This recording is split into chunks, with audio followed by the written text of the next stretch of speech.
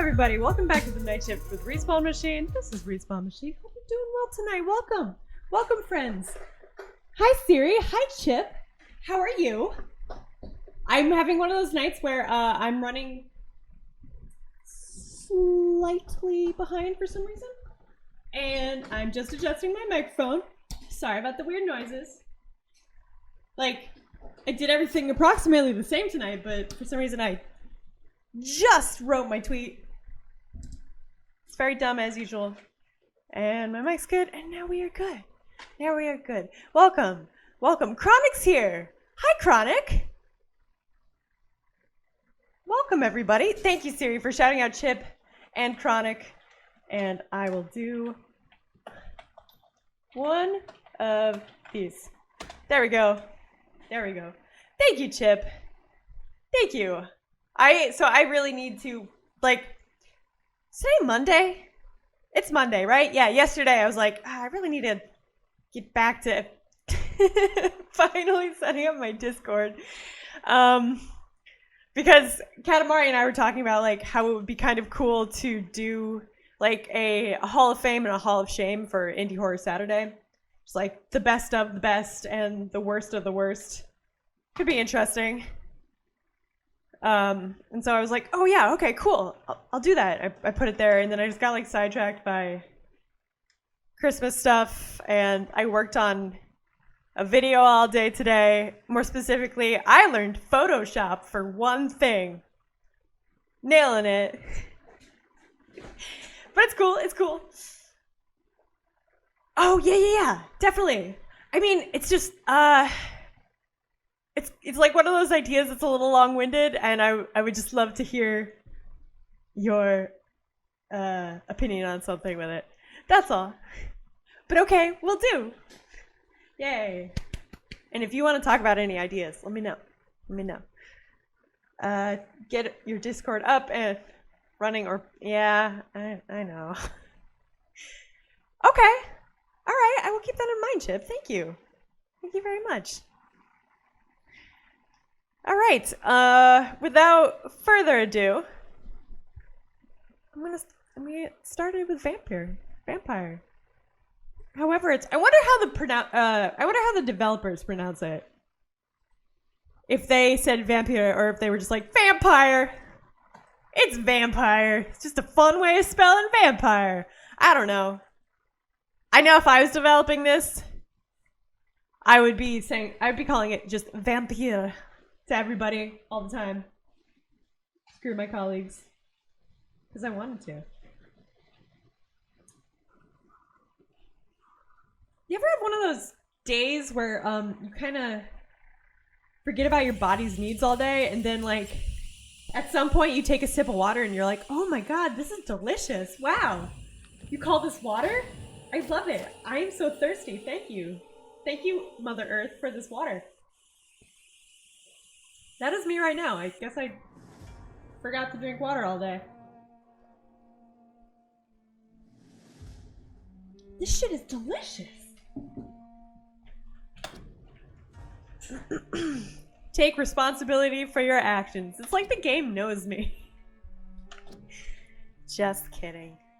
I always make it a point to take responsibility for my actions. I even take responsibility for actions that were like, Respawn, you don't have to take responsibility for that. But I'm going to do it anyway. It's just how I am. Because I used to never do that. And so now it's a big deal to me. I used to be very, like, point the fingery as a young person. Not anymore. Nah. Hooch is here. Hi, Hooch. Welcome. How was everyone's weekend, by the way? No, this form does not require H2O. I'm a little jealous, Chronic. That sounds alright. There's a weird crow somewhere. A little jealous. That sounds pretty convenient. You could probably, like, survive the desert for a while as long as you needed, like, silicone or something that's in sand. Alright, I gotta go find some people. Is that the tap I hear? No, it's just a glass of water I was chugging. You are beautiful. You need water. I will remember this. And H2, no. Good. Yeah, I don't know. I just kind of got really engrossed in what I was doing, and I didn't forget to eat, though. So that's good. There's that Monty Python position again. Look at that guy's, like, posture. Alright, whatever. How long have we known each other? We even used to be neighbours, for Christ's sake. I prefer not to give you another beating, Barrett. Is there a car alarm going off somewhere? That's what it sounded like. Weird. Okay. Let's see. Excuse me, sir. Are you familiar with this part of town? Name's Clayton Darby, reporter. Sorry, I'm new to Whitechapel. But perhaps you could help me since you're a journalist. Okay, Chip. My name Thank you for the alert. Enjoy your food. The famous surgeon. I'll gladly help if I'm able, sir. Alright, Why are the newspapers keeping silent about the Spanish influenza? It's as though none of you care. There's a war going on. People shouldn't be demoralized by news of deadly diseases. it's criminal. If no one stops it, this epidemic could turn into a scourge. It may kill more people than the war itself.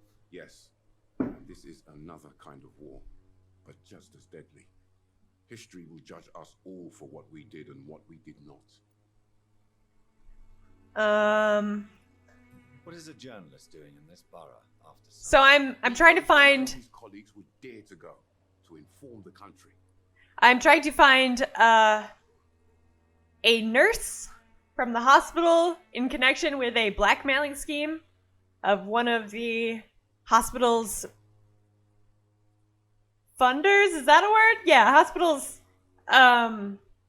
sponsors, I guess, who is also a vampire. So you risked your life to reveal the truth.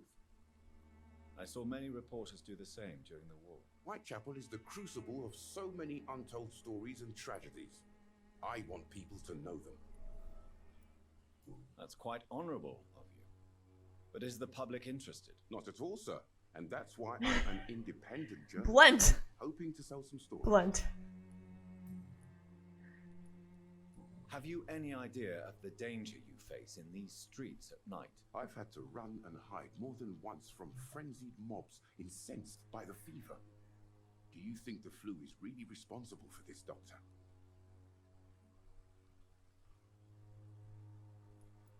I must confess, some of my rational views have been shaken by recent events. I'll remember to stay away from the district's roughest streets then.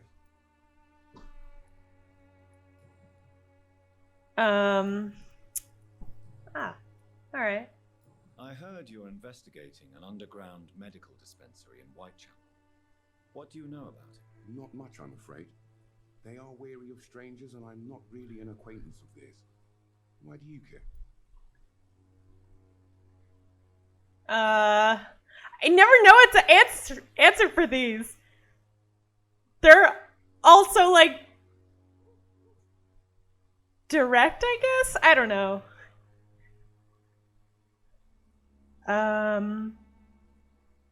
I will go with this one. I'm a doctor, Mr. Darby.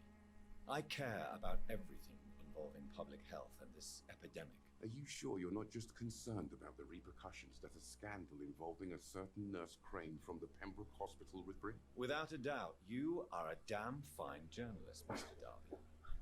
What do you know of her accomplice, a man named Darius? I don't know much about the man. He's very cautious, never goes out, doesn't seem to have any friends or family. 3, 4, He has no 5. relatives at all? No, except for that strange man. 6, Poet named Richard Nithercott, who sometimes comes by. 7. Darius would never let him in. Where can I find this Mr. Nithercott? He spends most of his time lurking around Whitechapel, 7. talking to himself or declaring verses. These days, you can usually find him behind the church. I'm pretty sure I counted 8 last time I played this. Weird. Hi, Bri. Thank you for the bits. How you doing tonight? Good to see you. How was your weekend? He never goes out. No, a few days ago he unexpectedly did. I followed him, but it was just a ruse to keep me away from his house. Really? How do you know? He went to the nearest mailbox, but just before posting his letter, he ripped it up and threw it away. Interesting. Thank you, Bri. Thank you for the bits. Tilly with stick arms. Good stuff. Goodbye, Mr. Darby. Farewell. All right, time to find the other guy. There's a random priest here, I think. Forgive my interruption. Do not apologize, my son. I was only gesticulating wildly Teach mortals about the incoming. at the top of some I'm stairs. Dr. Don't worry Jonathan about it. Wright, and I just have a few questions. A scientist. You are much more lost than I thought, my son. Oh dear. Oh dear. You're ready for this weekend already, Bri? I understand. I understand. Yeah, I don't know. I have transcended weekends at the moment, which is weird to say. But I'm grateful that I'm able to do that and be okay at the moment, which is good. But yeah, geez. You were gesticulating early. Okay. Just like waving your hands around earlier today. Good. Good. It's good to get to an early start. Thank you for the bits again. There's Tilly with a long tentacle arm. It sounds about right, honestly. Earlier today, okay, so Katamari and I are eating dinner in the living room when I just hear this like persistent crinkling noise coming from the kitchen. We got the Christmas stuff out yesterday, and somehow she's opened a box of ornaments and is trying her best to find a comfortable position to sit in it. I don't know how she got the box open, but she did. And then she was like, you know, fiddling around trying to get comfy. And then she like got all complainy when I was like, no. And I picked her up and took her with me. How dare I? No, I didn't. I mean, it was just her looking guilty in a shoebox, kind of awkwardly perched on some ornaments. So, I mean, I'm sure everyone can kind of visualize that, perhaps. Do you know Nurse Dorothy Crane? It's pretty funny, though. Pembroke Hospital? I'd like to know more about her. I don't like the liberal ideas of nurses, but I especially abhor that. Oh, Nurse dear. Crane mentioned. Oh, dear. So you're not exactly a fan of Florence Nightingale's work. But nurses are essential for modern healthcare. Nuns should be the only women allowed to take care of male patients. It's obvious only they have the necessary moral fiber. I know this is a fake character, but I might drink his blood. I don't know, maybe. He's at the top of the citizens to get scrapped list for me at the moment.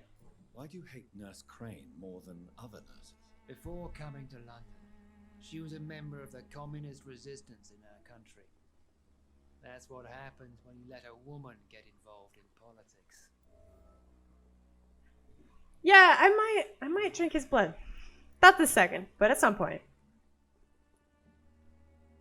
What do you mean when you say that I am more lost than you thought? All scientists are entangled in a world of causes and consequences, and most of them can't see the plain truth. Quite a judgmental opinion, if you ask me. But what do I know? Blinded by science as I am. Well, you are seeking answers, aren't you? Answers about the Armageddon about to strike the city. Answers about the hidden truth. 8. 8. Okay. He just sealed his fate. That he did. That he did. But the answers I seek are based on facts, not superstition. Should have known that I was going to be playing this game someday. Shouldn't have said those things, Mr. I don't know. I don't know how that would work, but anyway. The church bells. Church bells. Just because I'm not sure if I do have to worry about the sun rising or not, or if it's like one of those, you know, night until I go to bed kind of situations. Not sure. Have you any friends? Any family left in these terrible times? Yeah, do you have any friends? But No, the right? only Yeah, of shadow course. I see is my son. Of course you don't. I sent him to preach the good word in the heart of this corrupted city. Where did you send him? Where did you send him? I sent Samuel to the Stonebridge Cemetery, where the pestilence and evil grows Sorry. night after night. Sorry for bumping the mic stand, is what I meant there. Okay, Bri. Sounds good. You sent him on some preaching crusade during the epidemic. As a true believer, Samuel will fear no evil while he walks through the valley of the shadow of death. Let's see. Huh, that much blood quality, huh? Okay.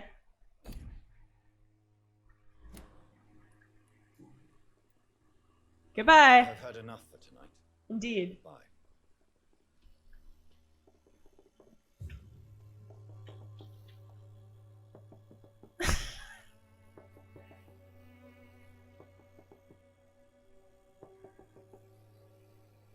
Uh-huh. Alright, well, that's cool. There's another AI moment, or I guess rather programming moment earlier that I found funny. Hello. Don't be shy, handsome. What can Christina do for you? I'm not looking for what you're selling. But I'd like to ask you a few questions, if I may. I'm a doctor. Dr. Reed. All right then, but be quick, though I usually get paid when I open my mouth. Oh. Do you know Nurse Dorothy Crane from the Pembroke Hospital? Anything you can tell me about her would be helpful. I don't know her, but I know her name is Dorothea Crăciunescu. She came from Romania like me and many others. You seem to respect her. Dorothea helps the sick people of Whitechapel. Everyone should respect that. Christina, have you been examined? The epidemic is spreading fast in London, and you could be exposed, or expose others. I don't like doctors or hospitals, but I don't like you asking questions. Considering your line of work, I assure you it is only a matter of time before you have health issues. If it is going to happen, it will happen. Right now, I need money. That's what's important. You can put your own life in danger, that's your decision. But what about your clients? Can we... If you're contaminated, you will put them in danger too. Okay, I gotta know... Don't worry me. when If this you were game one I deal with, came out. their health would not be what you'd worry about. Wait, what would you worry about then, Christina? I'm genuinely I'm curious. Wait, okay. When did this come out? I'm looking it up. Do. 2018. This came out in 2018. And is surprisingly relevant. Like, on the nose relevant. I mean, I'm not complaining. It's just a little eerie sometimes to see a vampire advising other characters about not putting people in danger. Okay. Thanks, Dr. Reed. Clayton Darby claims he will expose the crisis in Whitechapel to all of London. Do you believe him? I believe Clayton's courage will erode with time, until he finally leaves Whitechapel to start another fight somewhere else.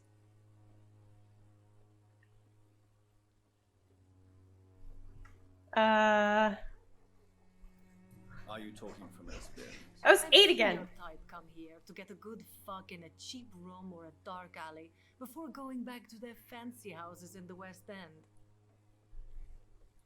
Why this skepticism? How can you speak about starvation if you've never been hungry? Or about poverty? Or anything else you have never suffered from?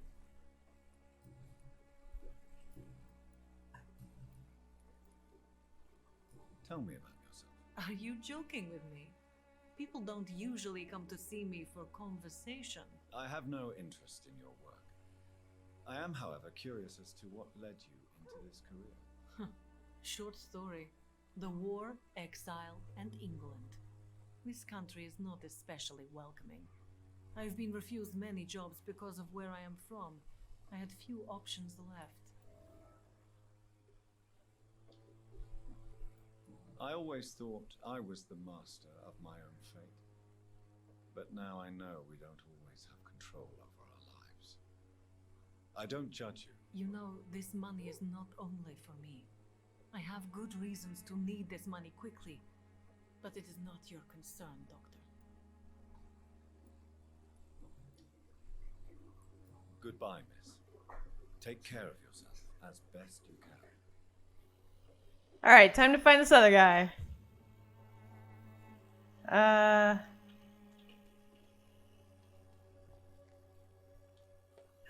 I said goodbye, now we're going in the same direction.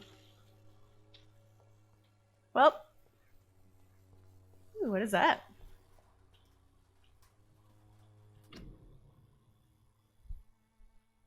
Ah. Cool.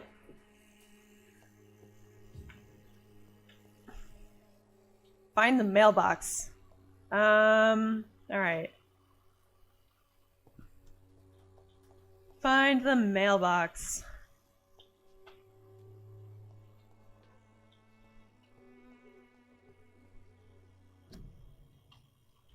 Where is the mailbox?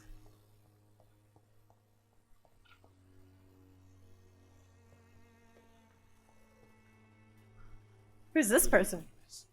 I'm Dr. Reed. I'd like to ask you a few questions. I know what you're thinking. A tall stranger who meets a girl in the street at night. It reeks of the penny dreadfuls. But I mean you no harm, truly.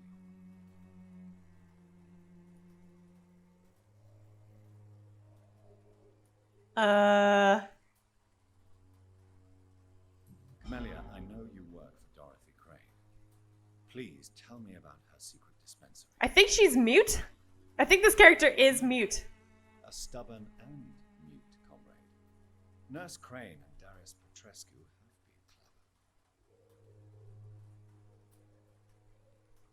clever. I know you understand what I'm saying. Your silence has nothing to do with you being mute, does it? Well, bye. Goodbye then. Gotta find a mailbox. Oh, here it is. My dearest, most beloved children, I am so sorry you have not heard from me for a few months. The situation in London has been difficult. I know it may sound selfish and silly when you, my children, are still living in a country consumed by war. But there is also a war going on here in England. A war against poverty and against injustice. This is a war I intend to fight despite my advanced years. This is why I am writing to you today. I won't be coming back to Romania. That probably means I won't see you again before I die. Don't be sad, my darlings. You are grown up now, and you have children of your own. You know the sacrifice we sometimes must accept to make the world a better place. This is one I must make now, to feel useful one more time. I wish you a long and happy life. Kiss my grandchildren for me, and remember that your father loves you all the way from this cold, damp country. I am, as ever, your loving father, Darius Petrescu. The content of Darius' letter to his children could give me more leverage to enter. And then I gotta find somebody. One more person.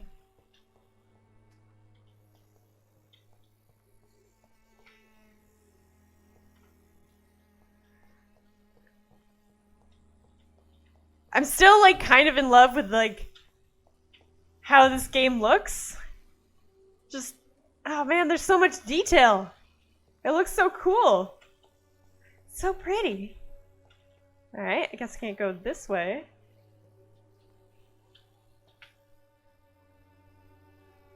Is that the person? That might be the person.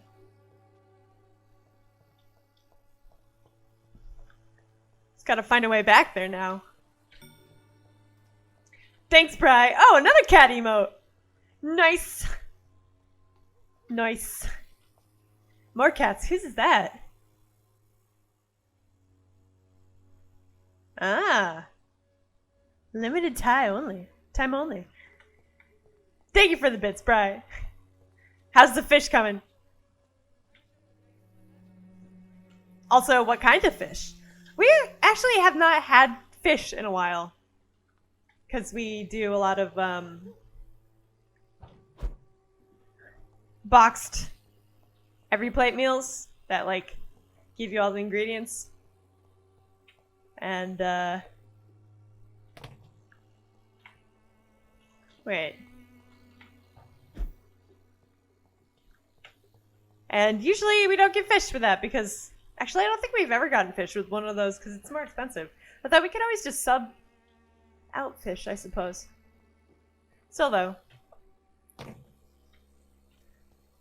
fish is good for you. So pale, my lord. Would you like me to revive you? Who are you talking to? You are blinded by your false faith. Alright. Oh, cool. I can get through here. Some beautiful churchyard. So full of life and garbage. Every plate, actually. We haven't actually tried Blue Apron. We tried Hello Fresh, and that was good. Hello.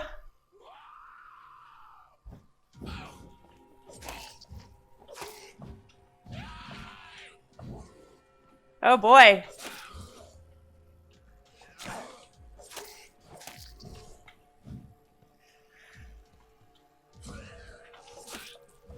Hold on. I did expect 3 of them.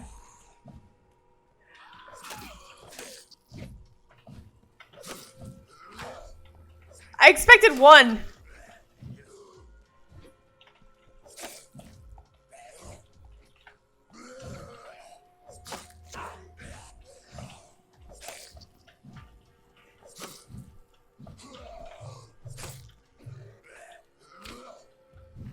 Ran out of stamina.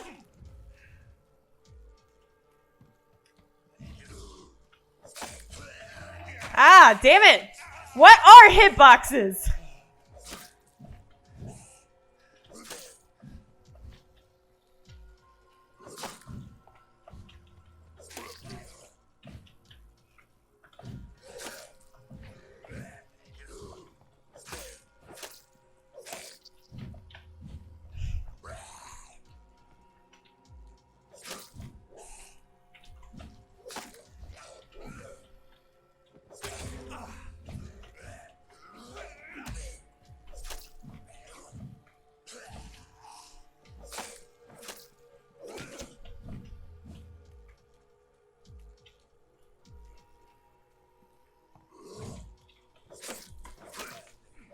There we go. I didn't see those other two. Like, I don't know where they came from.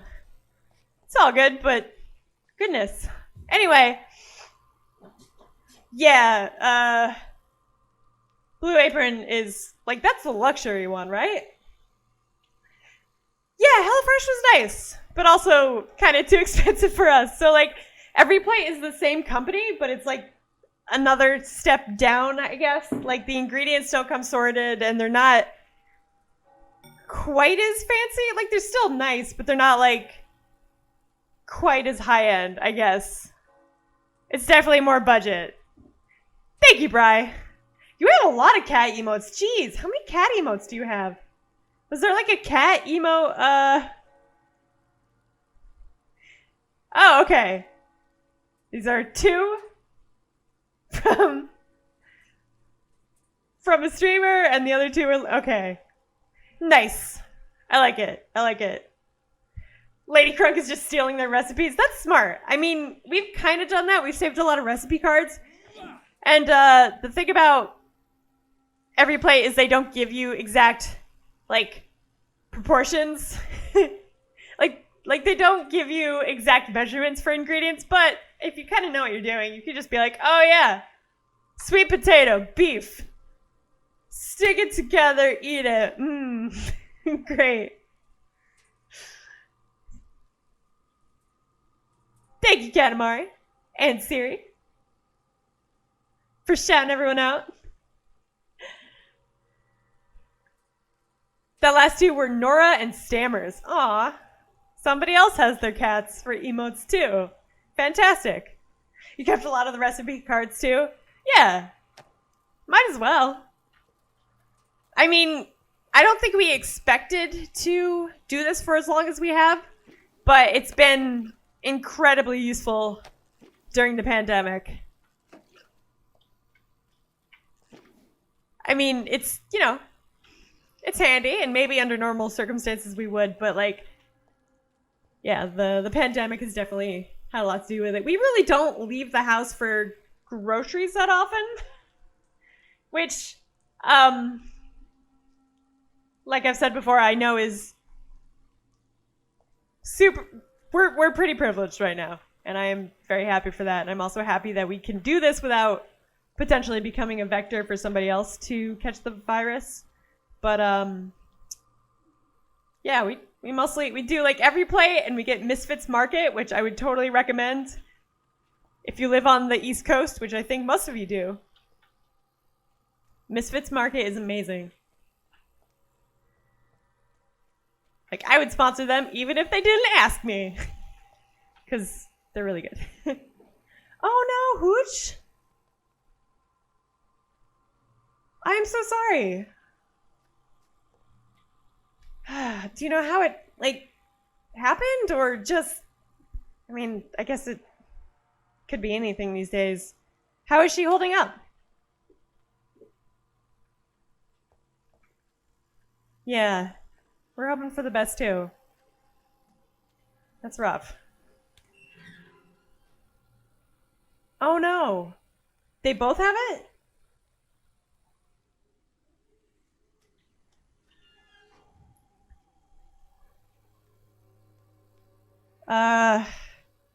Spicy Indian mystery food does sound pretty good, though. Ah, damn, Hooch, I'm so sorry. I mean, if there's anything we can do, even if it's just, like, you know, support stuff, let us know. That's scary. And, I am admittedly worried and horrified going forward, because not everybody in my family has been super safe all the time, and we've been good so far, but like the numbers today and yesterday, man, not a great sign. So yeah, I'm like kind of just like bottling it up and not thinking about it at the moment. But yeah, I mean, if we can afford to like not leave and potentially not catch it and give it to somebody else, cool, you know, neither of us has to go out of the house to work, so we might as well not, I guess. But And it doesn't sound like you guys are staying home as much as possible too. Pretty much everyone here is, and that is good. I'm glad you all are. That's Morbidity can breathe its own beauty and grace. Whitechapel's not just Bry said, my friend streams and all the proceeds as far as donations, bits and subs all go towards local animal shelters. Oh, that's really cool, Bry. Who is your friend? Tell us your friend's name. That sounds like a great cause. Admittedly, I can be pretty harsh when it comes to my family and what we disagree on, says Hooch. They're all Rust Belt Republicans. I see. Oh no. That's rough too. Yeah, but you don't want anyone to get sick. Exactly. And it makes it so much worse when it's like, when you have people you care about who believe that stuff. Good evening, sir. I'm Dr. Reed. I would like to ask you a few questions. Please be my guest. Sue says, my mom had to get tested twice, but both came back negative, fortunately. Yeah, My words speak about very fortunately. eyes cannot see. Really? Are you an Jeez. artist of some kind? I'm a poet, sir. Richard Nethercott, at your This service. poet is just standing in a graveyard behind a church in the rain during a pandemic, and that's about right. Yeah, that's about right. That makes sense. Having one poet friend. Yeah, that makes sense. Yep. Turning up the resolution on my laptop. There we go. Ghetto Thunder is his name. Okay. Everyone follow Ghetto Thunder, I guess. That sounds like a great... yeah, that's great. That's a great cause. Like, it's like, I fucking told you, man. It just upsets me. Yeah. Yeah. If your grandson is a scientist, it should be illegal to argue with him about science. Yes! 100%. 100%. Okay, the worst thing for me is, one of my, well, my two uncles are engineers. And for some reason, they both are Republicans. And one of them, my favorite uncle, and I'm sad that he's Republican. I don't think he's rabid about it. I think he just, anyway, he doesn't talk about it. Like, he's pretty good about knowing when you should and shouldn't talk about these things, and I'm happy for that. The other one, not so much, and he is like an arguer, except his method of arguing is talking really loudly. Good job, Chris. Well done. So good. Sadly, a lot of engineers are Republican if it's mechanical or... Well then. One of them is an electrical engineer. Super smart, but super stubborn. Makes sense. He knows when to hold them and knows when to fold them. Yeah, I guess so. I mean, I guess I would describe it as tactful. He's tactful, which is something you don't see a lot of the time in people who lean those ways. At least not people who are... Well, I don't know if he's, like, fervent. I just think he leans that way. I don't know. Anyway. Your life in London. What are you doing here at night? What you're doing at this hour of night, sir. Do you live here? Not at all. I'm just enjoying the pleasure of a quiet walk. Though night talks are always preferable, if you ask me. Especially with strangers. Once again, this is all totally in line with... Wait, I don't know if you guys know Sun Flaming Word, if you've seen him around. Sun Flaming... This is all Sun Flaming Word stuff. I'm gonna tell him after stream. But are you not afraid of the epidemic? Oh, why should I? I see some equity in the Spanish flu. No flesh should be saved, say the scriptures. Good or evil, rich or poor, all are equal in the eyes of the flu. Ah. If you say so. But as a physician in a time of epidemic, I must caution you to avoid unnecessary exposure. Wait a minute, Dr. Reed. But we both know the secret of Dr. Reed, hold up. boldly where the weak dare. Bitch, hold up. Dr. Reed is telling everyone, like, hey, you should probably avoid exposure.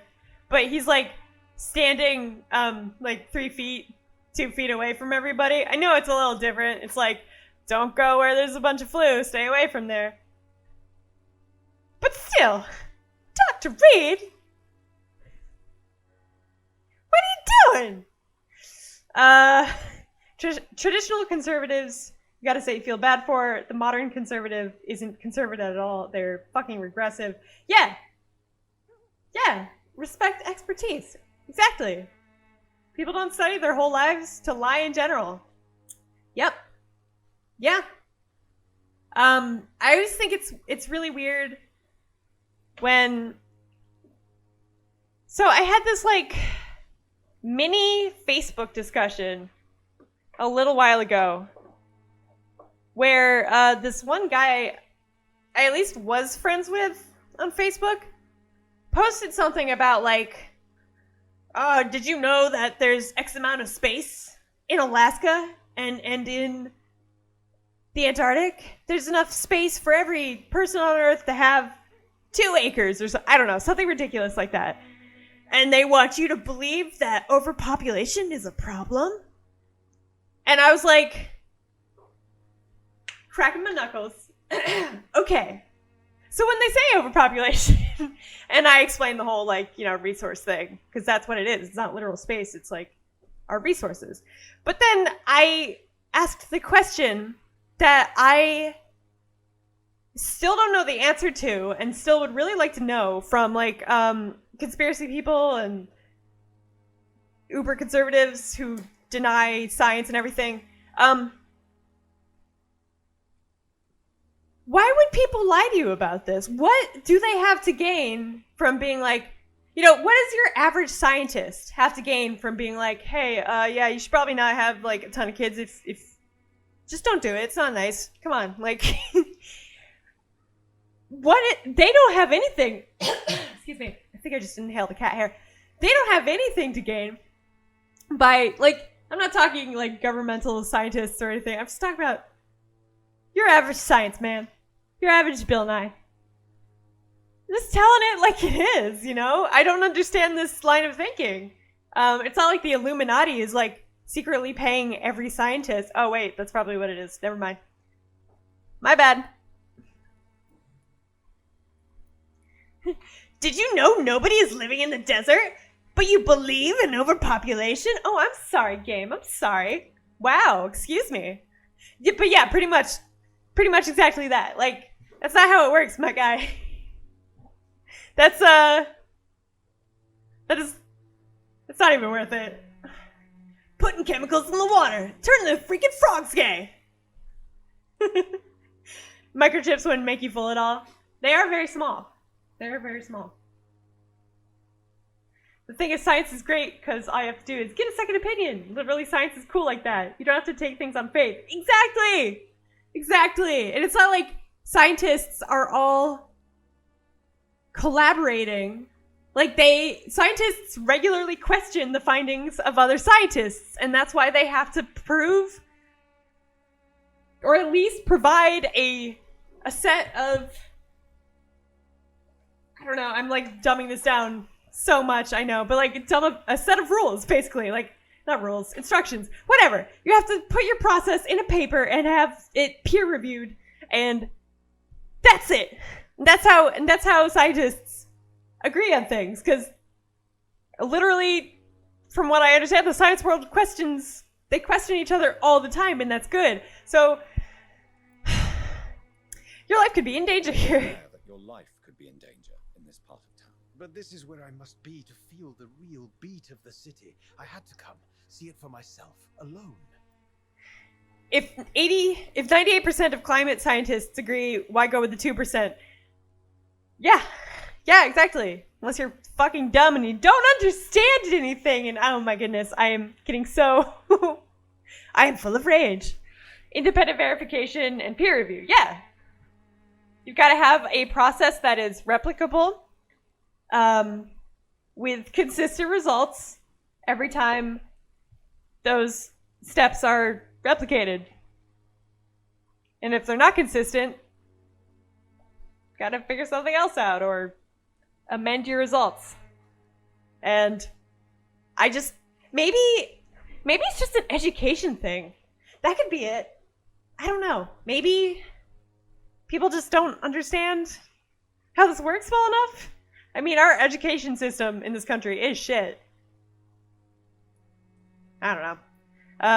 It is somewhat risky around here. I understand your need for solitude, but it's not safe around here. I don't care. Tinfoil hat time. Friends, Doctor, and my family despises me.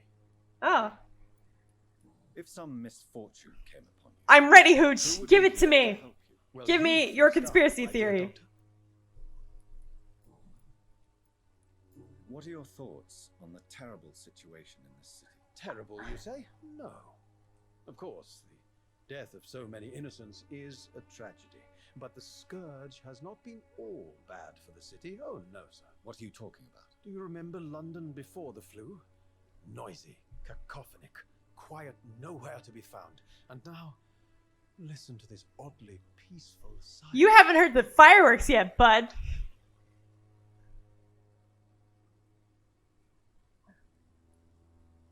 Peaceful. That's quite an unusual way to speak about the epidemic. And very inappropriate, I must say. Inappropes. Fail to understand my perspective. I don't blame them. But how could I call myself a poet if I veiled my feelings? That's very cold, sir. Zia's here! Alright, let me see. My theory, the government keeps the American population just dumb enough to manipulate into being easily lied to, but also smart enough to keep driving the economy. You are probably right, Hooch. Yeah, probably. I mean, at least in some areas, yeah. Yeah. I mean,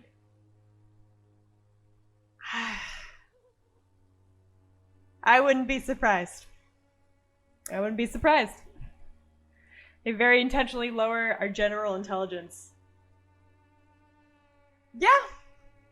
I feel like I've probably angrily yelled something like that at Katamari before. But yeah. It's realistic. Anyway, welcome, Zia. We're getting angry about things. Welcome to the party where we get angry at things. I am gonna grab a glass of water. I'm not even gonna throw up a BRB because that's literally all I need. I will be right back. I'm so thirsty.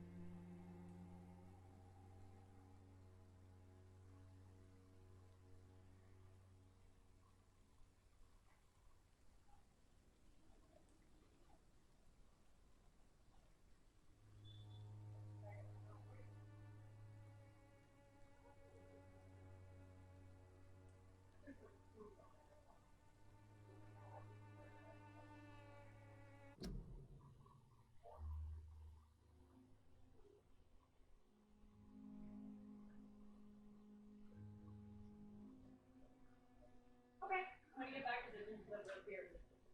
Alright, let me get. Come on. Sorry about that. I am back. Sorry. Katamari just told me that one of our friends has apparently caught COVID. So, yikes. That's a little longer than planned. Fortunately, he is young and healthy.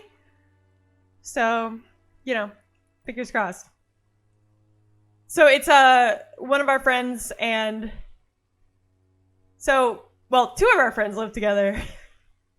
Boyfriend and girlfriend, and they live with the girlfriend's sister.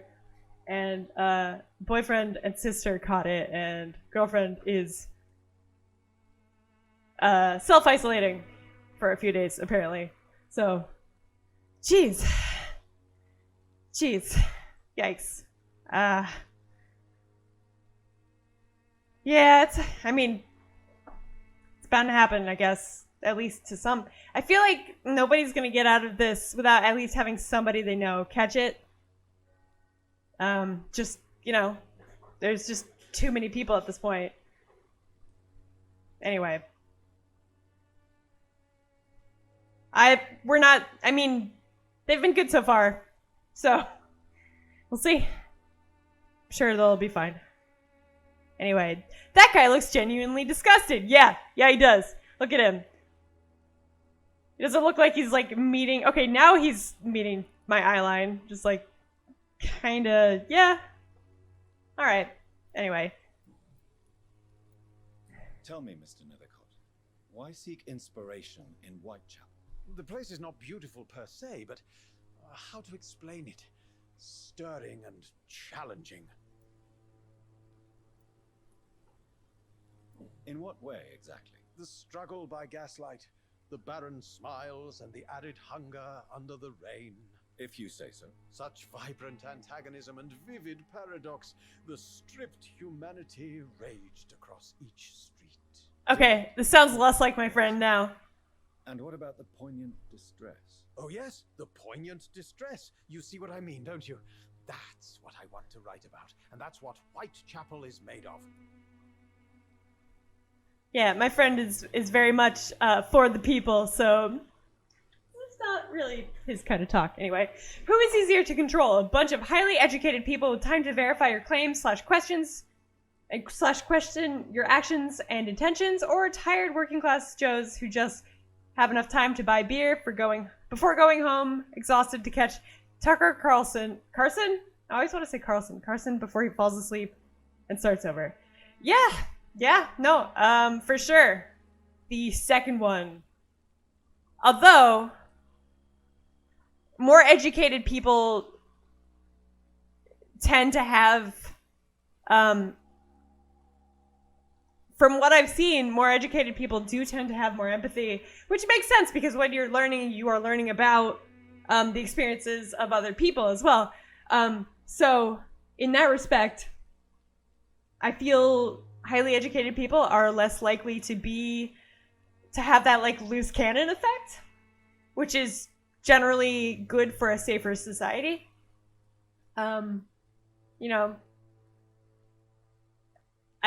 This is getting into that weird social psychology world, but I don't know. Anyway, yeah, definitely hooch. Do you not think it a little America! Whitechapel is America! full of beauty. Just like my country, 'tis of thee. Wonderful Camellia. What can you tell me about Camellia? Not much. And that's the beauty of it. She can't speak, you know. She's a locked mystery who exhales kindness and sweetness. She can write though, right? And have you ever tried to learn more about her? Where she lives, how she survives, whom she may know? Maybe I prefer she remains an enigma. Reality can be so dull, don't you think? Perhaps you're just afraid to find out the truth about your muse. One day, perhaps, I'll ask her to come with me. But will she still be my wild flower of Whitechapel if she moves uptown? Just sent your mom a few Game Grumps clips, waiting for her reaction. Nice! Does she like them, Zia? That's pretty cool. I can't see my parents enjoying Game Grumps for some reason. Yeah, they get kind of weird for, like, my parents have a good sense of humor, but there's, like, certain things where they're just like, I don't know about that. And, there's, like, a certain line. Don't really know how to define it, but, you know. Anyway. You have bad political opinions, though. What do you mean, Hooch? Like, wait. I don't know. I don't disagree with what you're saying. Nope. How do you define a bad political opinion in this case? You're a futurist. I don't actually know what that means. Did you know the mute florist is a member of a secret society? No, I didn't. But I thank you for this information, sir. For it only enriches the mystery surrounding the precious camellia. I hate it when men talk about women like this. I had a boyfriend that did this shit to me. It was not a healthy relationship. Where you put a woman or another person in general up on a pedestal and that's all you see them as. Don't do that. People are people and that's what makes them wonderful. Like, don't put anybody on a pedestal. Don't even put your heroes on a pedestal. No one belongs on a pedal stool. Sorry, I saw that. What is it called when you like get common idioms super wrong? Like instead of for all intents and purposes, all intensive purposes. There's a word and I forget what it is, but I love those because they are funny. I was just telling her about a few of their legendary bits in the car ride home from work today. She released the one where Aaron rants about Subway. Oh my god, what game is that, Zia?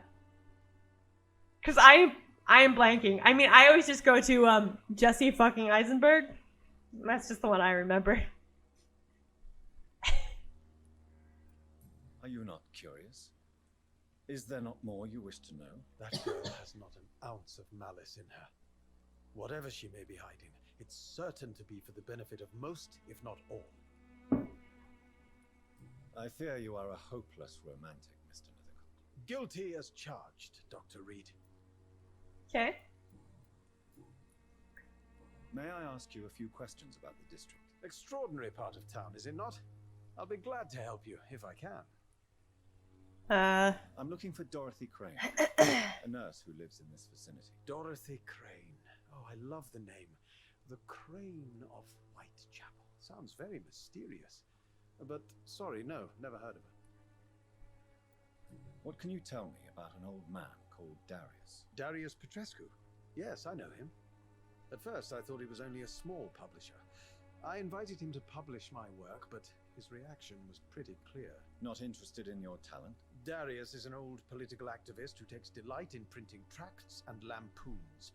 Those communist activities only require mediocre writing skills. Somebody's salty. Goodbye. I'll leave you alone, sir. Darius is a bit less of a mystery now. It should not be that difficult to incite him to let me in. Let's see. It means you focus on solving problems by thinking about what happens in the future instead of today. I see. It's a less immediate approach, and a lot of people don't like it because it often makes people feel like you're ignoring their issues. Like a good example, if I were president and the coal industry says we need to help or the American coal industry will fail, I go, good, it's dangerous, kills workers, and polluted the environment. Will be better once it's gone. We should look for alternatives. A lot of people don't like that shit. That makes sense to me, though. That makes sense to me. Like, instead of helping the American coal industry not fail, shouldn't we be putting those people in the coal industry into different positions in a sustainable industry? So that makes sense to me. I kind of get what you're saying. So, like, instead of directly fixing something that is unsustainable long term, you looked for a solution that will benefit the future? Is that what it is? I have no quarrel with that. I mean, sometimes results are needed immediately, but like, if immediate action is just going to harm the future, then a different result, a different action should be taken. Which way am I going? Probably this way. Aha! Oh, I gotta go back and sneak my way in!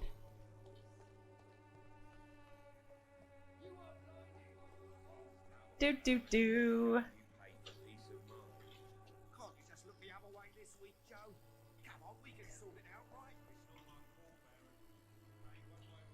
Can I get up there? I want to get up there. There's like a whole empty house up. Yes! Is there anyone in here? No. Alright, how do I get in? Aha! It's locked. Damn it!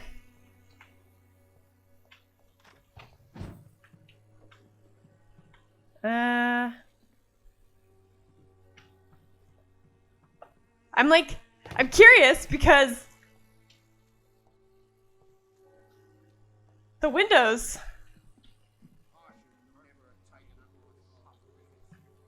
Is this? Oh no, this is somebody's house. Hello, young man. I'm Dr. Reed. Never I'd mind. like to ask I you just thought your house was abandoned. May I enter? Sorry, no, sir. My father does not like people entering our house, you see. Alright, goodbye. All right. I shall leave you alone. I just wanted to get into your abandoned house. Your house that I thought was abandoned, so I could steal things. Sorry, bye. Basically, it's like you have an immediate problem, and you can fix it technically, but if you think about the future and don't do that because you're thinking about... Wait. Because you're thinking of a different long-term outcome. I understand why people don't like it, though. It's like Joe Schmo, who's been a Myers since 16, and is 54 now, doesn't give a shit about ideals. He wants to pay. He wants his paycheck. Yeah! But I'm sure there's, like, a blend, like, a good way of walking the line of that, where it's like... we can still get your paycheck, but we can also not, you know, screw the future up. But I get what you're saying. I get what you're saying. Mr. Petrescu, just 1 minute, please. You again. Go away. Sir, wait. Stop this nonsense. I know Nurse Crane is here. Shall we speak man to man? Whoops. All right. Speak up. Don't you see we're on the same side? We fight to help the poor, sick, and abandoned. I'm nothing like you, Mr. Doctor. Yes, you are. You too believe in providing medical care without charge. You know what we have to sacrifice to make the world a better place. I have to admit your words have conviction. All right, I'll let you see Dorothea. Don't make me regret this, though. Okay. Ah.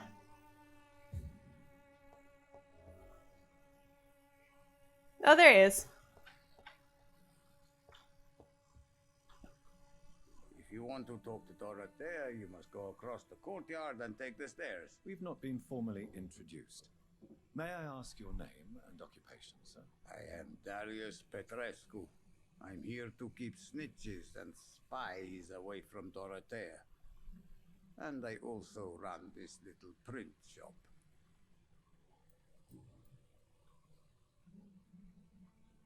So Dorothy's real name is not Crane. Like myself and many people in this area, Dorothea is from occupied Romania. That's all you need to know. She seems important to the community. More than you can imagine. The West End does not want to hear of Whitechapel's misery.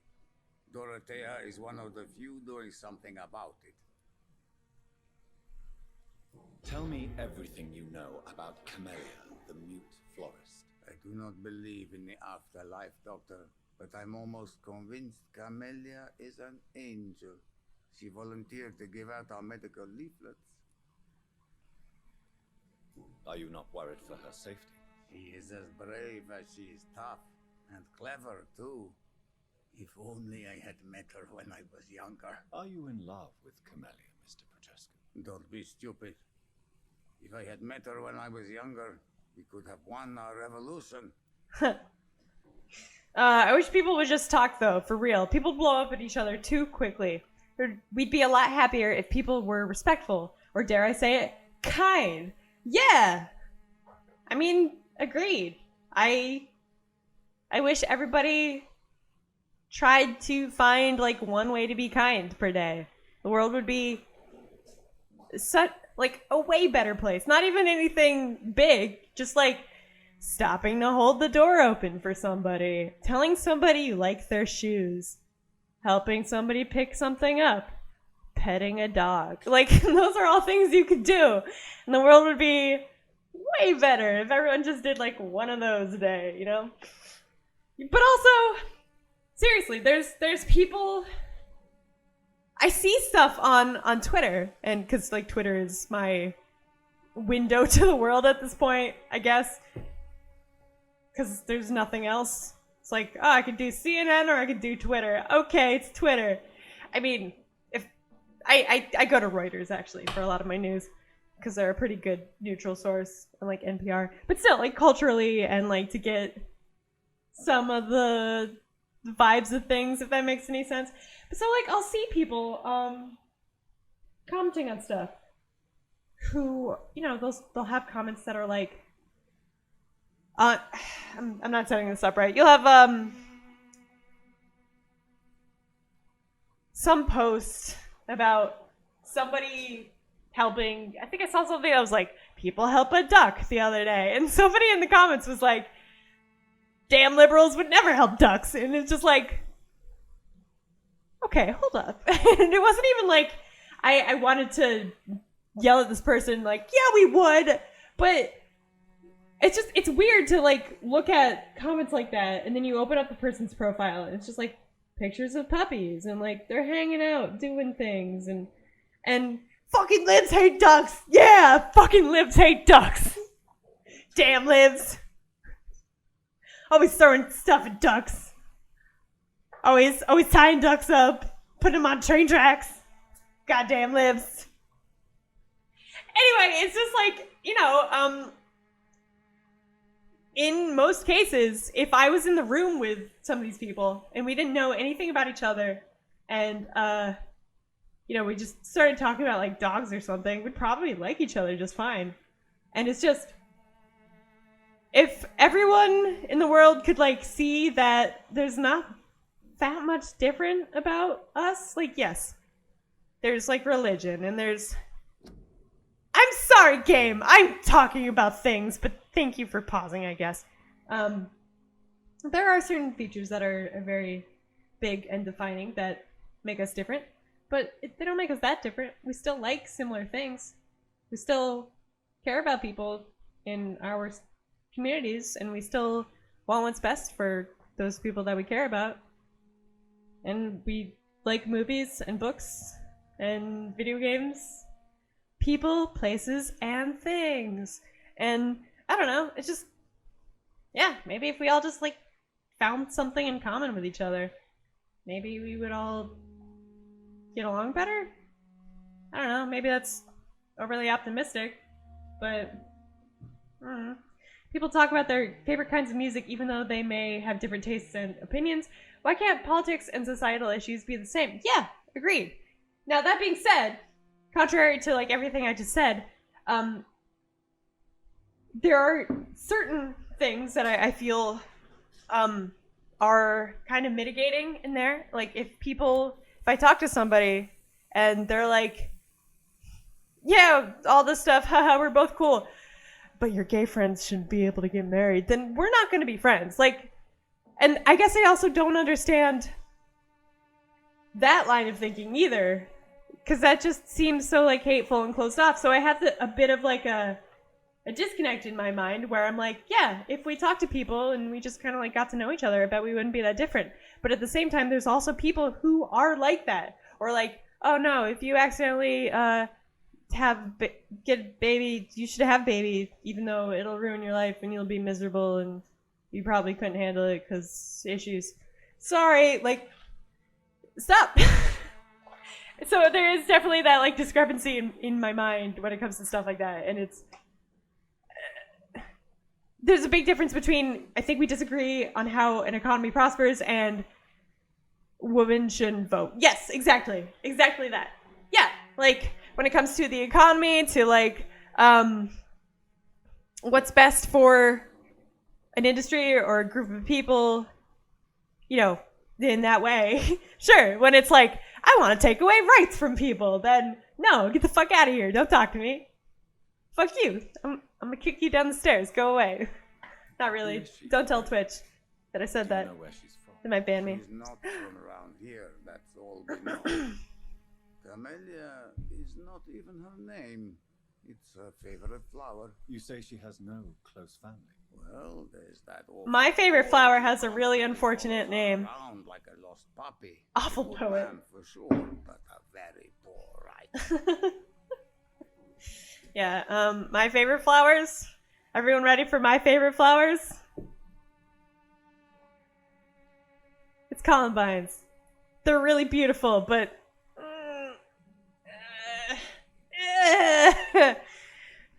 yeah, they're really cool flowers. They're very alien looking.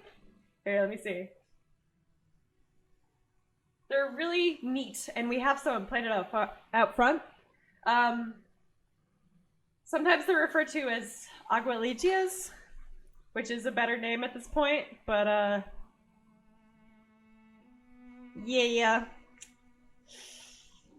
it's unfortunate. Here, let me see. I'm trying to find a picture of flowers now, mid-stream, because I want to show you guys flowers. Hold on.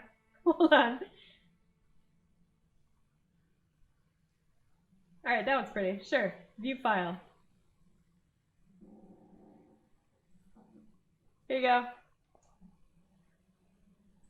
Those guys. They're so pretty. They got like these weird little like tail type thingies coming off the petals. They're really neat. Super neat. What was I gonna say a moment ago? Shit.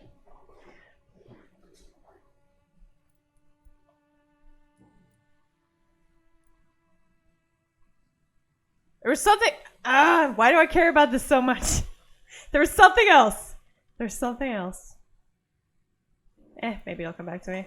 Tell me everything you know about Camellia, the mute florist. I do not believe in the... Oh yeah, I already did that. Whoops. Do you have any family left, Mr. Petrescu? Children or grandchildren? Who knows? I have abandoned my people for so long, they might as well be dead. As dead as I am for them, I suppose. Ah, I didn't know this. Don't be embarrassed, sir. If you must know, my own father disappeared many years ago, and I forgave him. It's quite awkward to talk about our families like this, but thank you, Dr. Reed. I appreciate your trust. This war won't last forever. Did you ever think of returning to your country now it's free? No. I have taught strength and determination to my sons and daughters. I'm an old, dying man who only has memories of better times to cherish.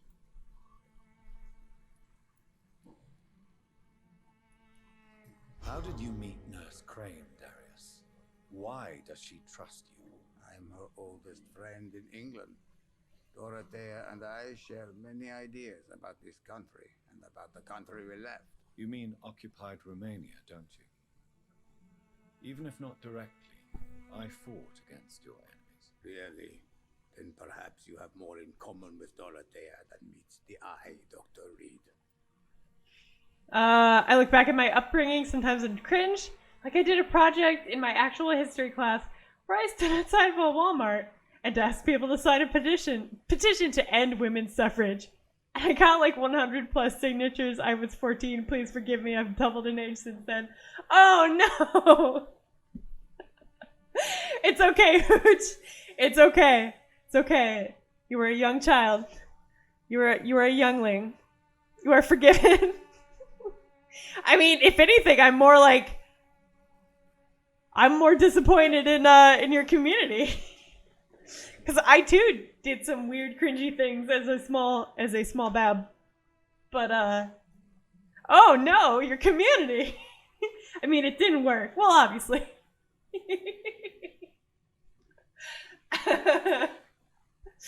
At least I'm a bad lobbyist. Hey, there you go.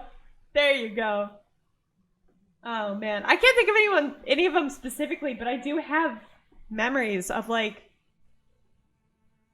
basically what is internalized misogyny, which I think is something that all women have to deal with at some point if they were born, I don't know, maybe born prior to sometime eventually, I don't know. At least born in the 90s, I feel like you definitely have some internalized misogyny that you have to get over. And like looking back on it, like I said, can't remember any specific ones right now, but I do have memories where I go, oh no, to myself. But also I think that just comes with the territory of being a teenager. I know there's teenagers out there who don't probably have like relatively few cringy memories, but I have so many cringy memories. I was a very cringy child. Yeah, I do remember. Oh no, one just came back to me. It's not like an internalized misogyny thing, but I do remember being in like high school, and I had a friend group that I like hung out with, but I wasn't necessarily like amazing friends with them all the time. Like they were sometimes kind of shitty to me, and I was probably hard to deal with. I don't know, but I do remember like kind of hanging out with them ish. There's a few of us, and we were just kind of hanging out in the lobby of the high school. And I had like a vest on, and I was like leaning against a wall, looking all cool. Just like, yeah, I'm cool. I think I might have had sunglasses on. I don't remember. And then my theater teacher came up and basically was like, oh wow, isn't it a little dark for sunglasses respawn? And I was like, yeah, I guess so.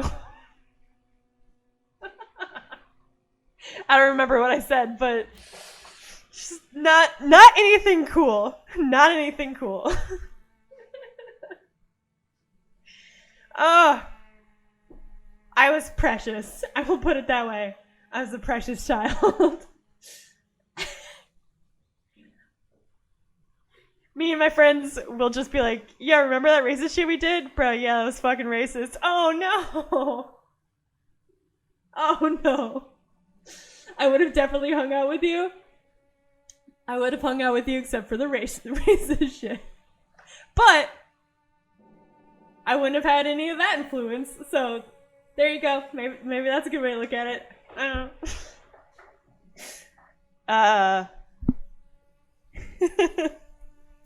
But yeah, so I was the king of cringe in high school. Girl king of cringe.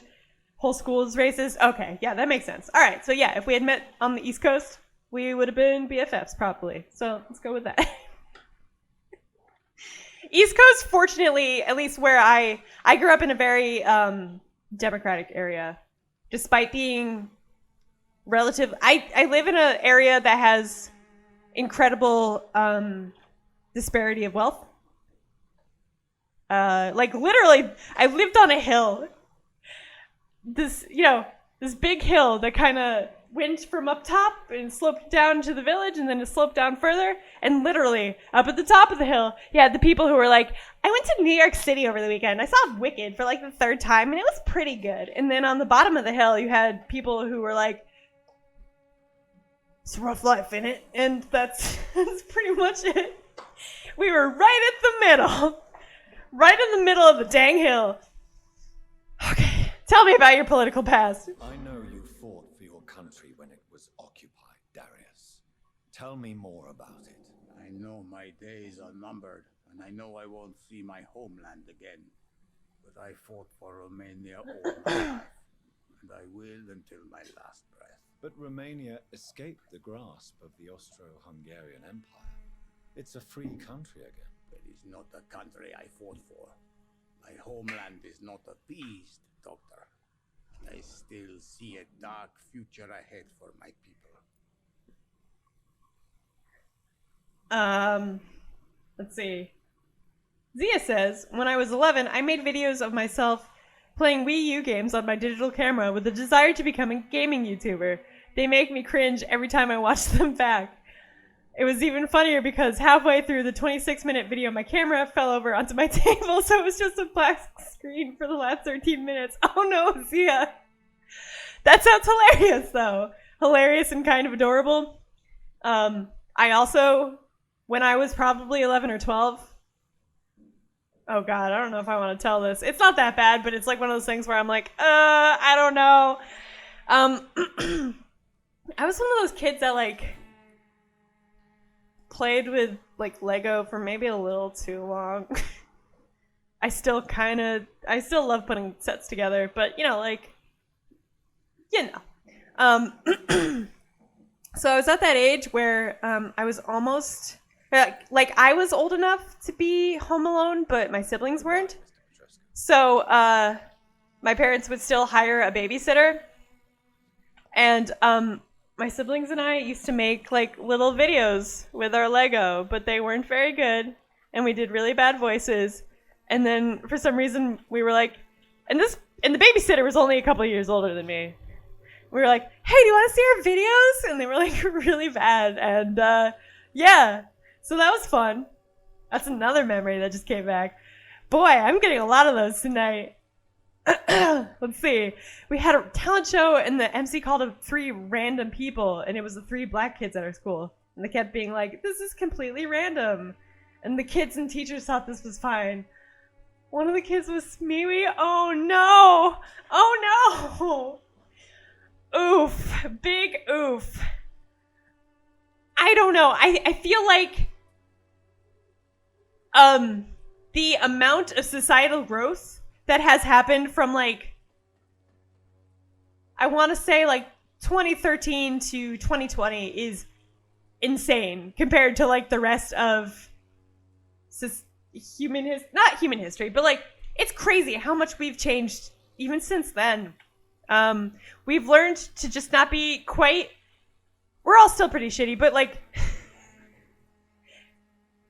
I think back to how shitty we were back in like the mid to late 2000s, and just like, or even like before that, you know, 2000s TV, all this. We're a bad species. We're a gross and bad species.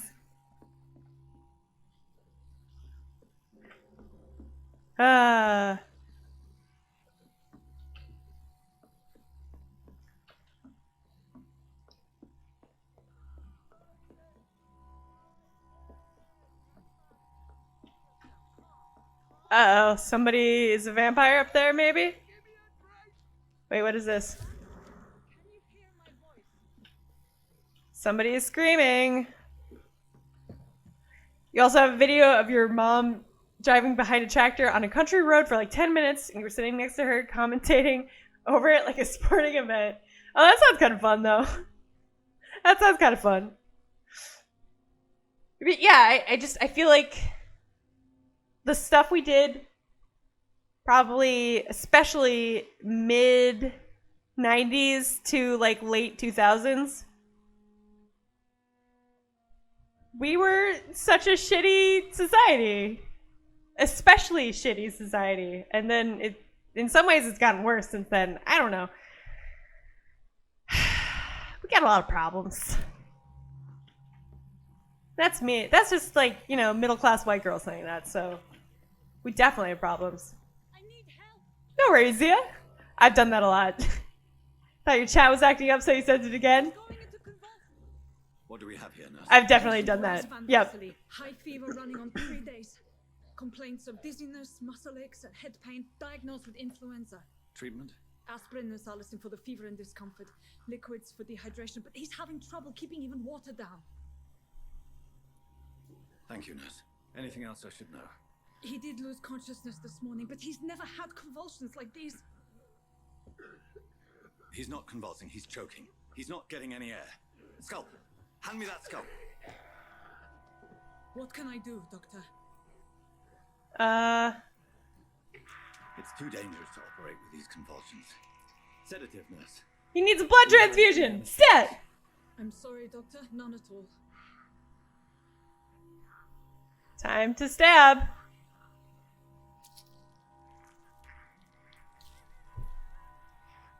I need to perform a tracheostomy. Short pipe. That rubber tube will do. We're going to cut a passage for air through the neck. Yes, Doctor. He's breathing again, but he's coughing up blood. Internal hemorrhaging. I need to make another incision into the chest cavity to drain the fluids from the lung. Prepare another tube. A thoracostomy. Doctor, we've nothing to fight the infection. We need an aseptic environment. Right then, Nurse Crane. What do you suggest we do? I've no idea. I'm not the doctor. Time is of the essence. We need to perform a thoracic drain. Yes, Doctor. These sounds, though.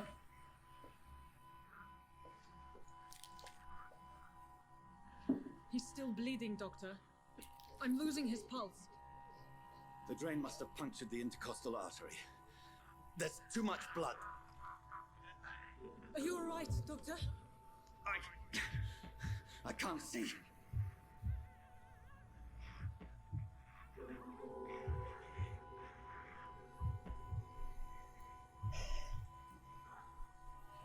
I must first suture the artery. Find the wound. The source of the blood. Needle and thread, Doctor. Good. The stitches are holding. How's he doing? We're losing him. We've lost his pulse. He's dying, Doctor.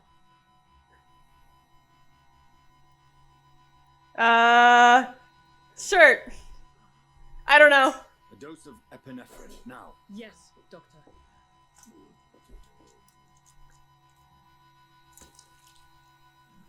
It's a lot of squishy sounds going on.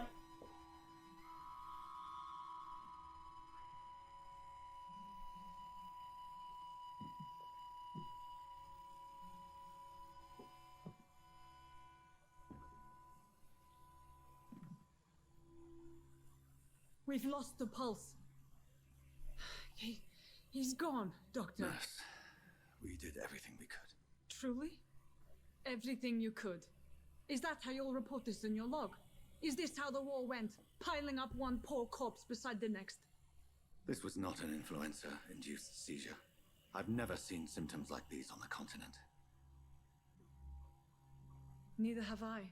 But the previous symptoms leading up to this attack were the same, indistinguishable from the epidemic. No.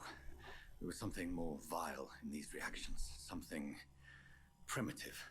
There have been numerous reports of mental breakdowns caused by the fever that accompanies the flu itself, Doctor. Yes, but I'd best take some samples of the blood for analysis. F in chat. Thanks, Zia.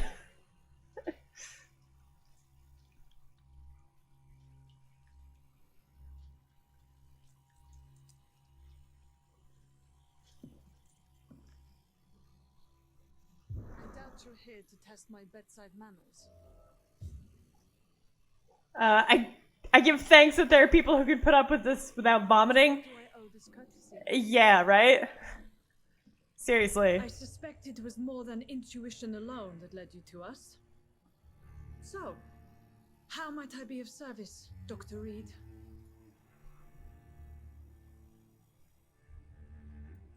I've come to put an end to this insufferable blackmailing, Dorothy. Doctor, you think your warnings scare me? I've stolen and plied, blackmailed and lied, but what else am I to do? I'm all these people have.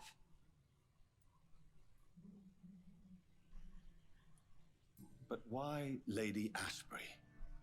Why her, of all people? She's pristine and proper, all right. But that she-wolf in sheep's clothing murders the poor for sport. I have her where she belongs, and I'll milk her for all she's got. Dr. Swansea is a sensible and honest man. He wouldn't have refused your friend's care at Pembroke. It's easy for you to say, Doctor. These people cannot go to the police, nor to the hospital. They don't even speak English. They depend on me for everything.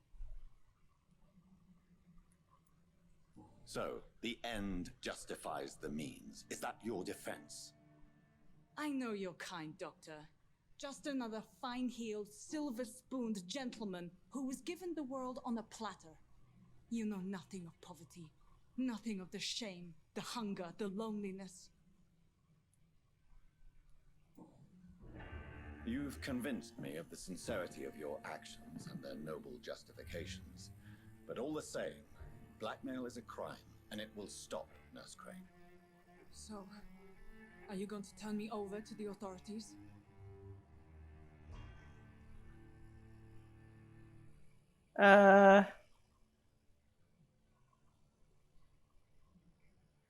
This one. Listen very carefully, Dorothy. You will erase from your memory everything you pretend to know about Lady Ashbury and Pembroke Hospital. Let that rich bitch off the hook over my dead Nurse body. Crane, enough. Listen as if your life depended on every word. I know you've a generous heart who gives freely to those in need, but you shall walk away from the shadier streets of your business. I will never abandon... Dorothy, the discussion has come to a close. Your clandestine activities in the Resistance are over. Let it go. I'll let it go. Yes. All gone.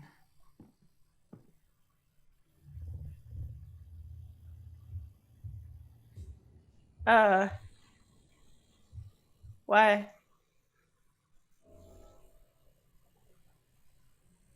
Oh. I don't understand why I couldn't just been like, hey, you can do whatever, but stop blackmailing. Why wasn't that a choice? That's what I thought I was doing.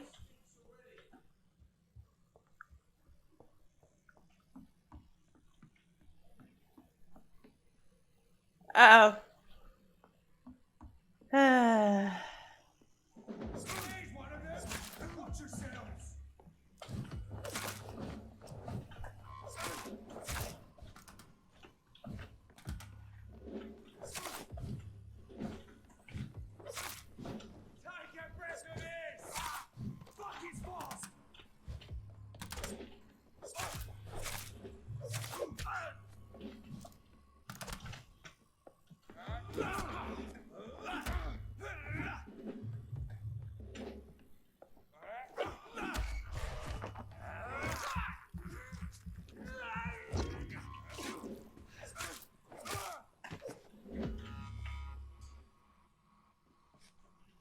All right.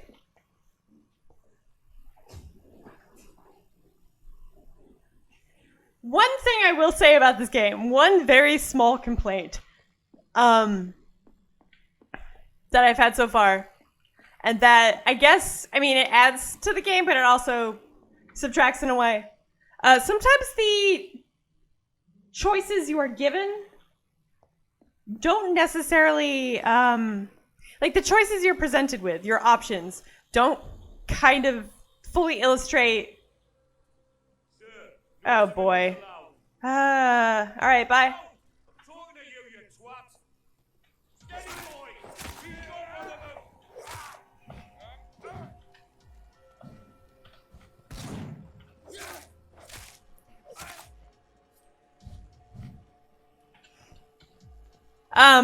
So sometimes it's hard to get a read on what your actual choice is, if that makes any sense.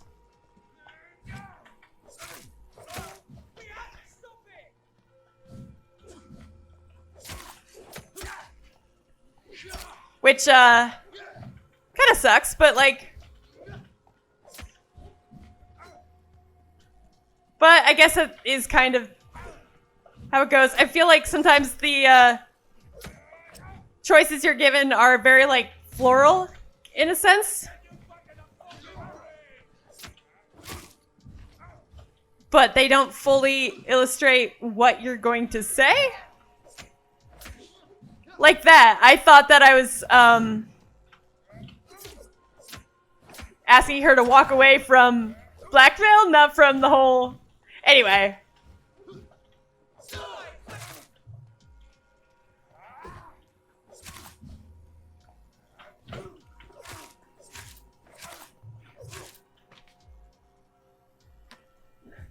But what can you do? There's literally no way to backtrack in this game, so... But that's kind of cool. I kind of like that I find myself making these mistakes, because that's... Or not mistakes, but like, things don't go as I planned, because that's kind of how real life works. So, you know.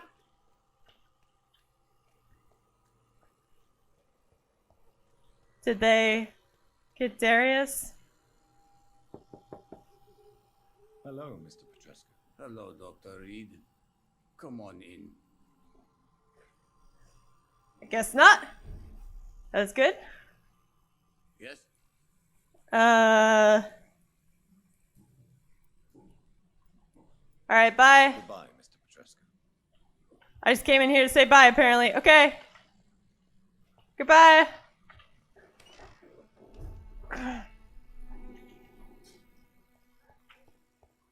Alright.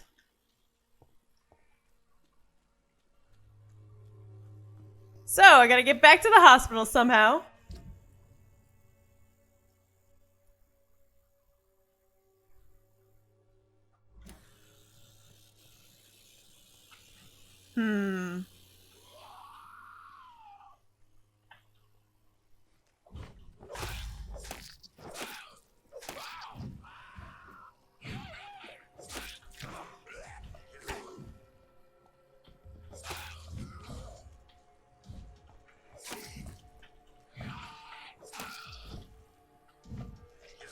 Ah!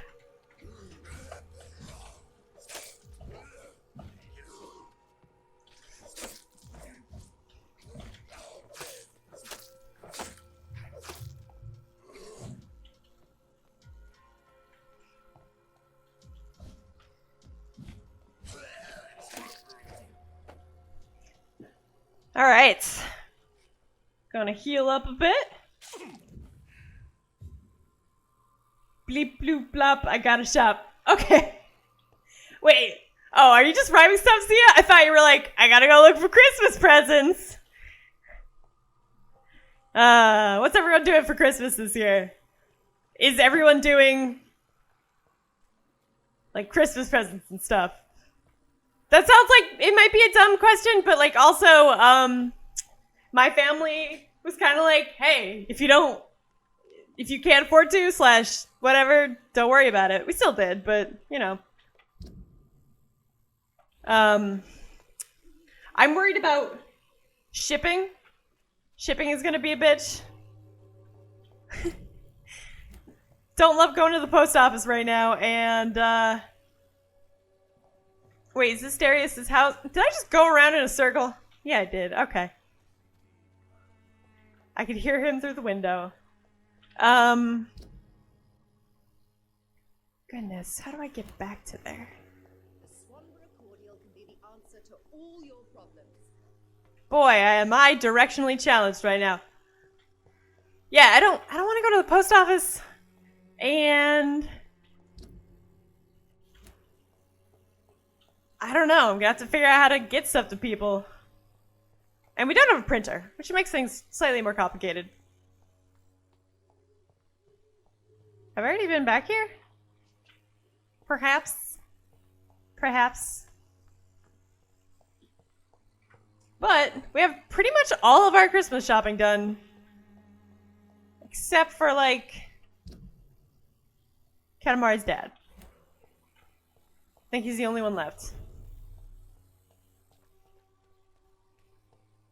I hear babies crying somewhere and I don't like it.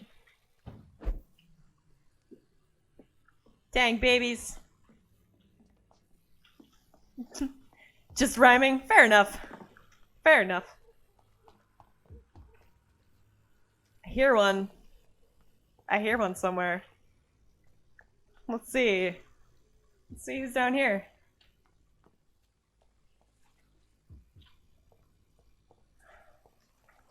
Oh! Well then!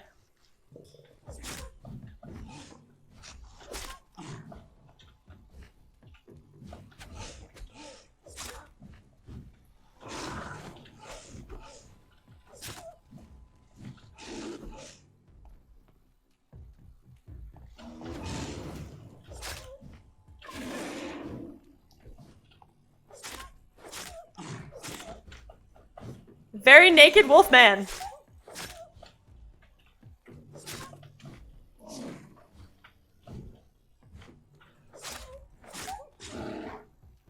With Skyrim bear roar.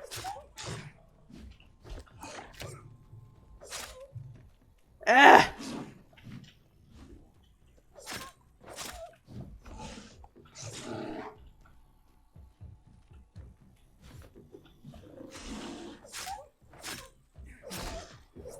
Yay! Oh, it's weird looking. Weird. Hi. Ah. It's good, I like it. My name is Respawn. I'm here to say I'm gonna slay vampires in a mage way. I just messed up the cadence, but oh well. Got some stuff and things.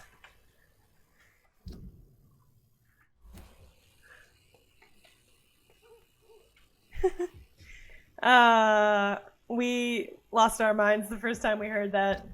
The Danny version, not the very bad Respawn version. It's pretty good. It's pretty good. Human blood. Whoever left these marks did so deliberately. Wait, where? Oh. Oh my. Yeah? Alright. Let's see. Kill it, boy! Ah, okay.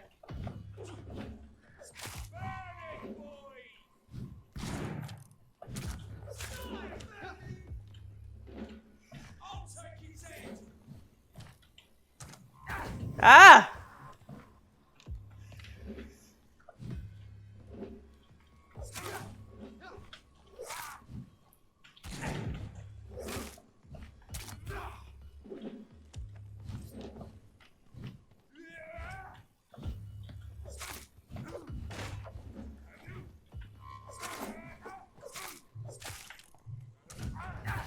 Ah!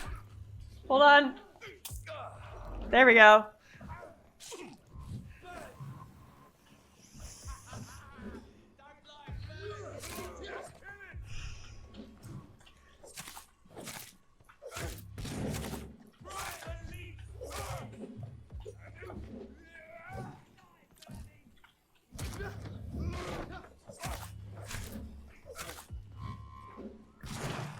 Jesus, how many are there? So many.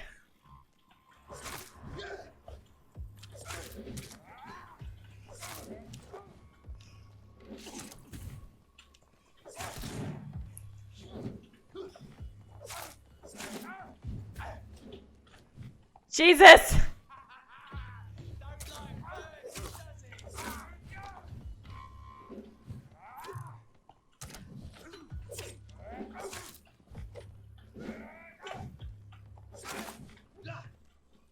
All right, I gotta recharge for a sec.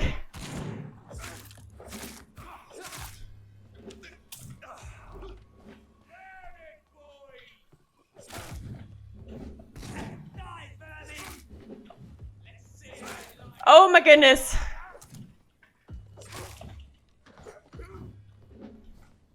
Are they just gonna keep coming out of nowhere unless I see. Perhaps.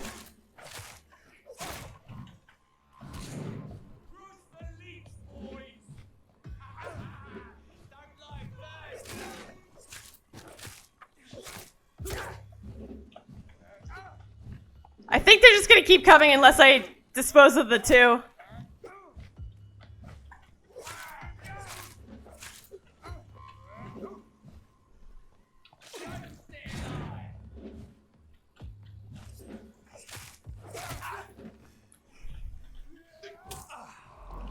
All right.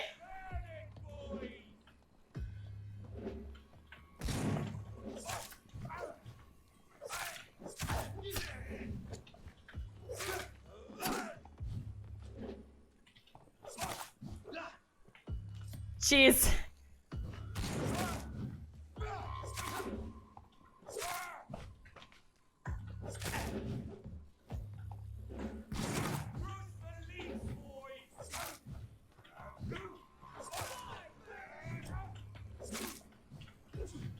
Alright, yeah, I think I gotta wipe out the main fellas.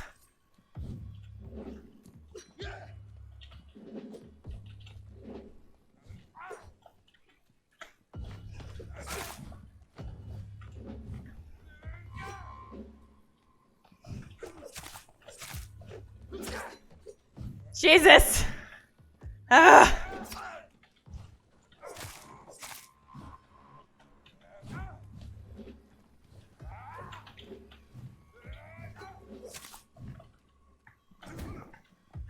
Okay.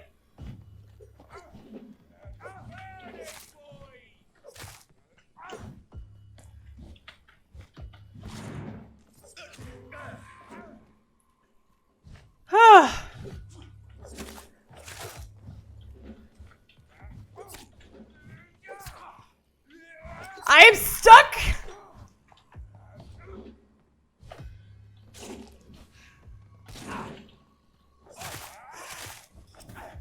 I'm very stuck! Alright.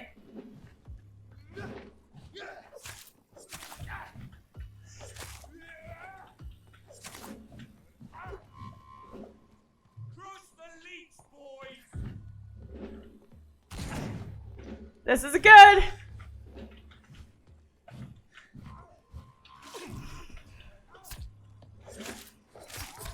Yep, there we go. Oh, God. My goodness.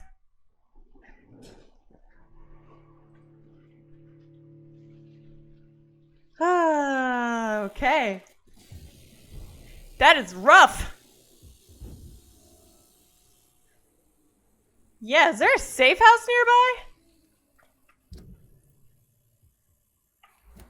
There's one right around the corner, apparently. I don't know if I can get to it without, Blood. Whoever left these marks did so deliberately. Can I get up there? Yeah, cool.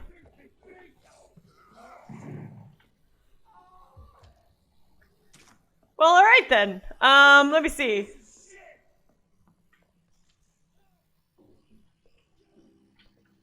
Make some medicine. Let's see. What do I have equipped right now?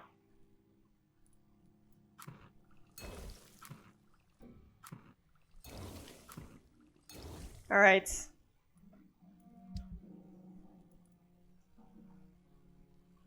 Can this only go to level 2?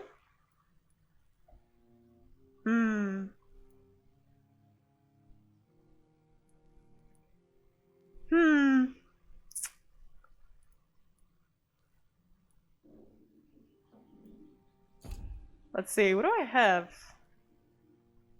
Use Liston knife. Maybe I'll equip that for my offhand.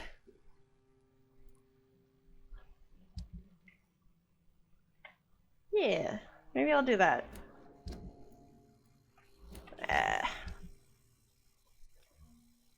I want to do this guy. That sounds handy. And oh, I have 2 serums available? T and G. Oh goody, I'll just use my very long fingers to reach over there. With precision. It'll be fine. Great. But perhaps I shall sleep. Your amount of points were uneven. But content now. Good. I am glad. I am glad. He just keeps looking worse. I wonder if it's one of those cases where if you consume a lot of citizens, you look normal, but if you don't, you look pretty bad. I'm kind of surprised nobody mentions it. Anyway, let's see. What do I want to do? I definitely use this. Yeah, that sounds great. Do some passive shit. Ultimate?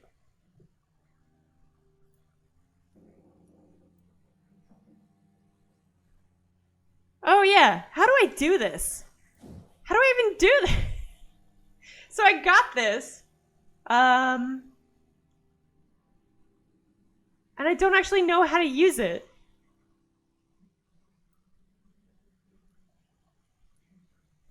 I'll figure it out eventually, I'm sure. Okay.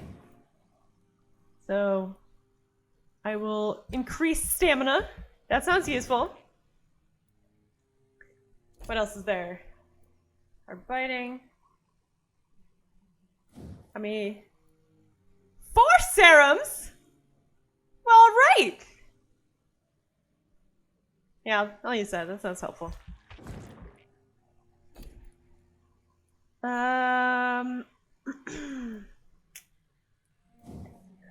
Blood capacity. That sounds useful. And is there anything else?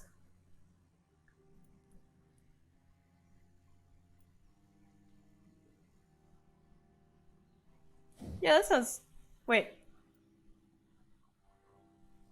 Oh, level 12 required. Level 12. Okay.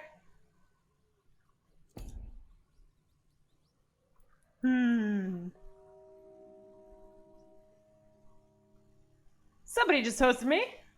Give me a second. Zia, thank you very much for the host. He looks like a zombie? Yeah. He has a condition. He has a condition. It's fine. It's just a condition.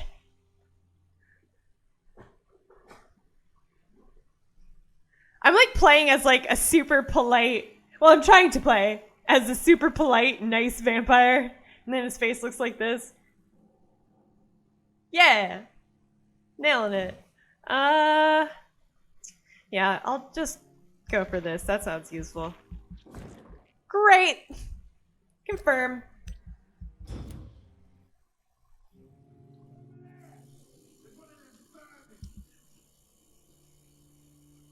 Let's see. Uh-oh. Reports of mysterious disappearances have escalated in the past weeks. It has reached the point where witnesses have to queue before recounting their testimonies to an officer. Although this phenomenon appears to be a nationwide occurrence, the statements of the last 24 hours have converged around a single area in the country, Whitechapel, London. Yes, once more, the despised and loathed East End is left to struggle on its own, continuously overlooked by the authorities, even while numerous families from this district report the unexplained disappearances of relatives and neighbors. What has happened to these missing individuals? Where are they? The only link between them seems to be their health and their need for urgent medical attention.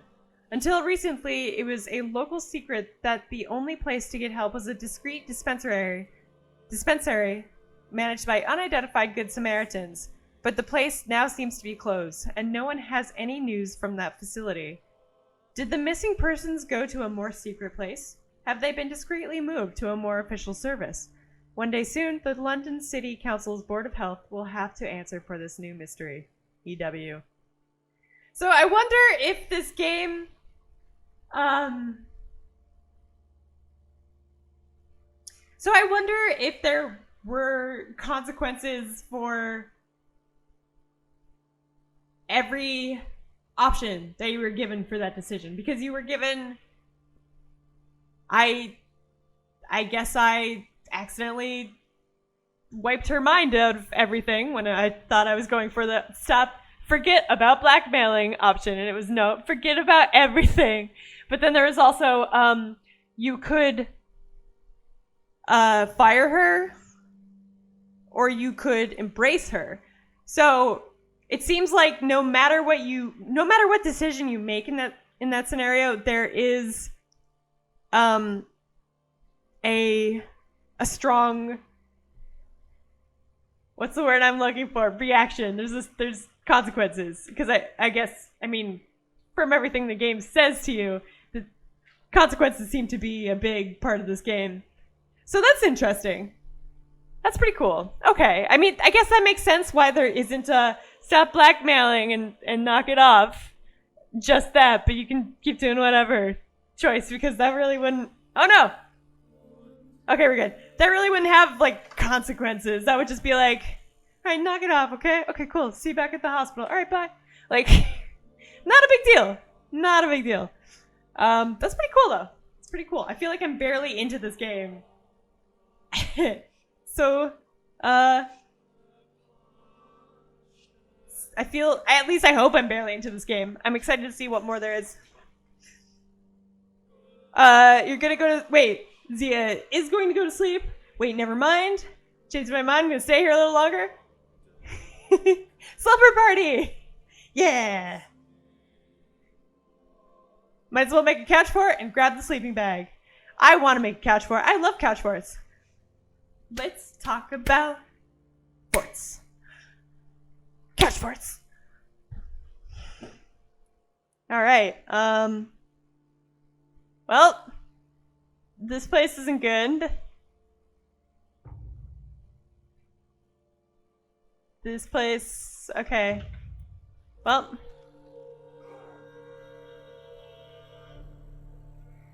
If I get a little sleepy, I just get into burrito form in my bed and watch. I love burrito form. Burrito form is fun. Burrito form is great. And I support. Alright, I think I'm gonna get ambushed again. And... what is that? Is that a...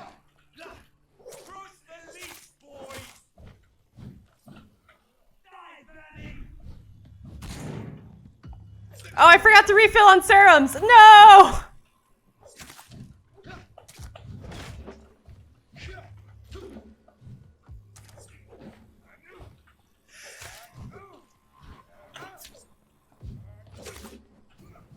Ah!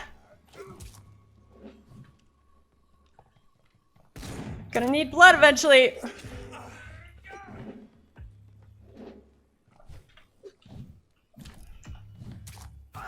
Ow!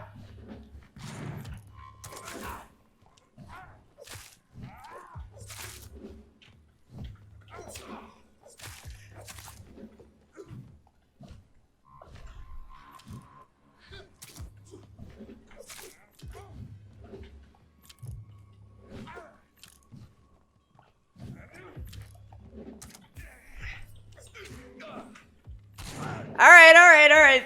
Simmer down, everybody.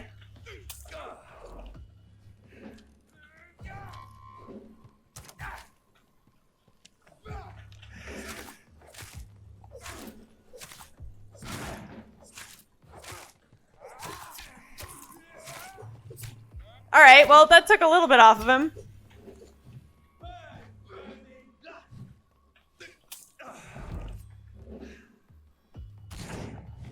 All right.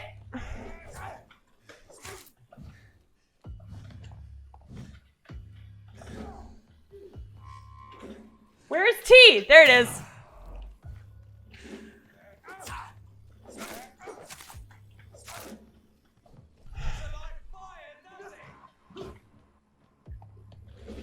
Not particularly in this game, no.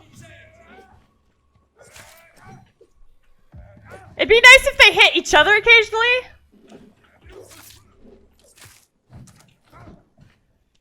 I would enjoy that.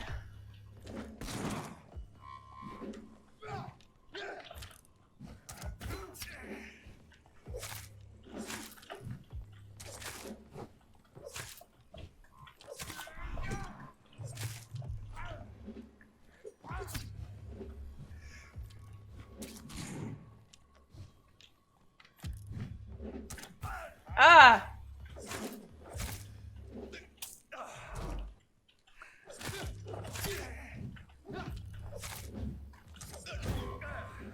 Jeez! Jesus Christ!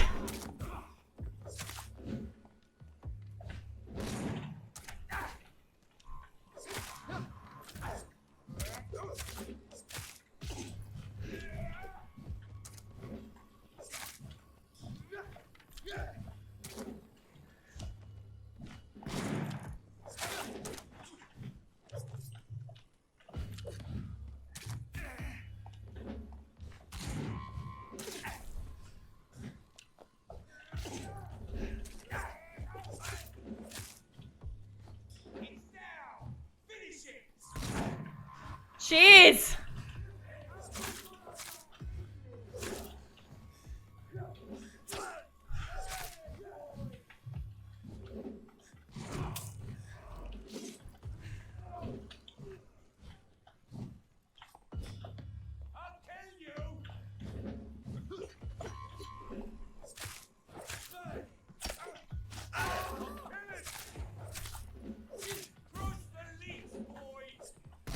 Ah!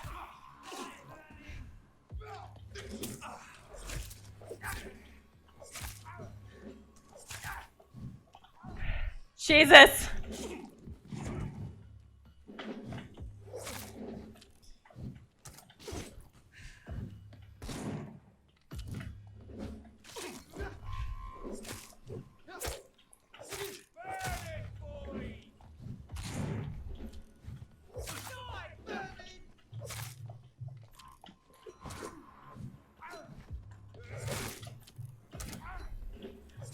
Yay! Finally!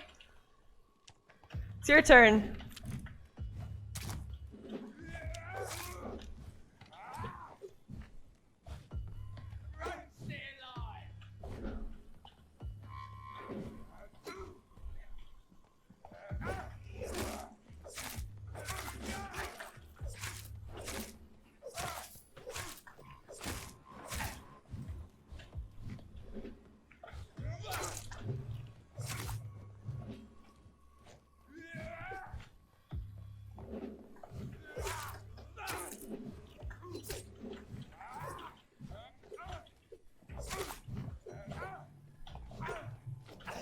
Ah!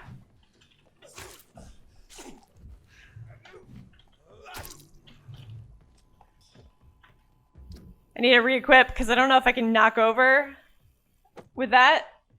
There we go, because I kind of need to drink this guy's blood.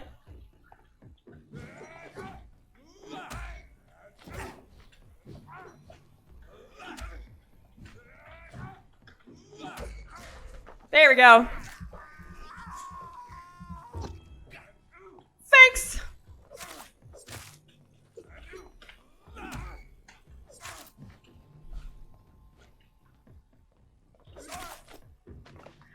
Finally! Oh my goodness!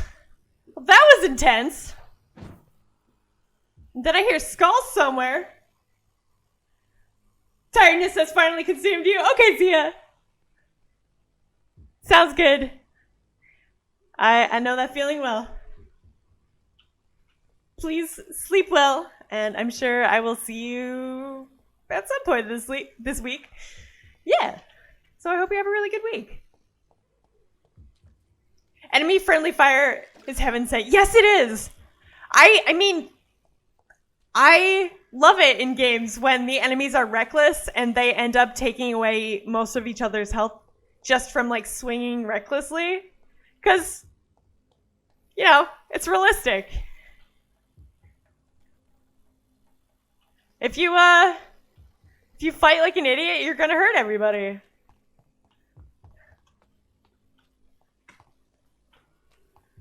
I hear skulls, and I want to fight them for experience.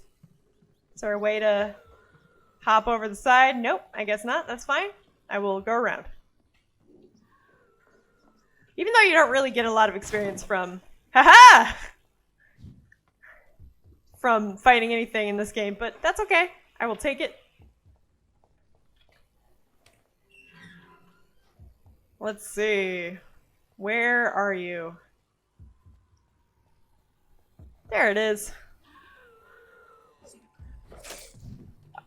Don't tell me there's 4.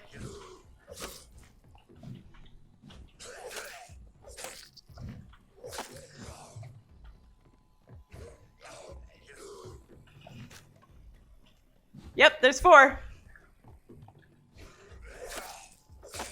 They have very little health, though.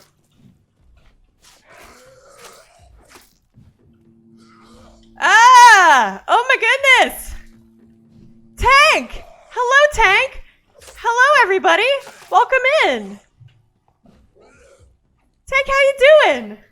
I'm just fighting a couple feral what do I call them? Zombies for a sec. Wrong game. Feral vampires. Called Skull in this world.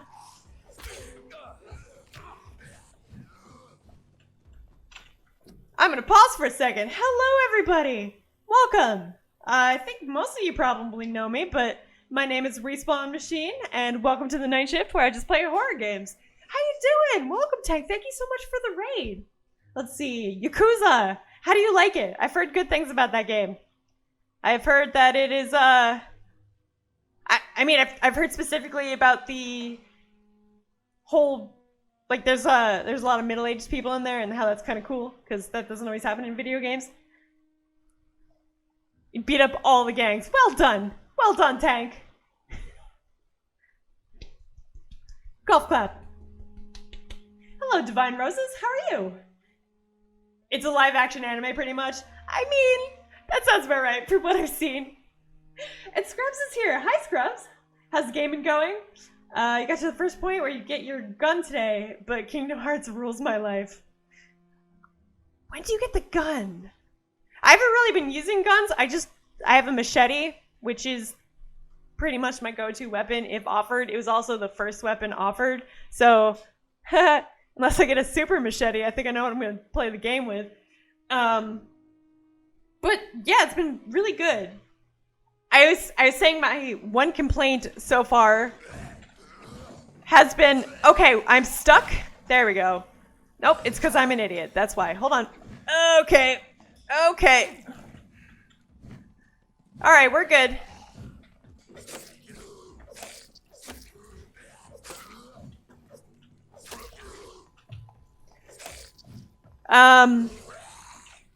So yeah, my one complaint so far is that, you know, there's dialogue trees, you gotta make some choices, and the options you're given don't always seem to accurately reflect what your character is ultimately going to say.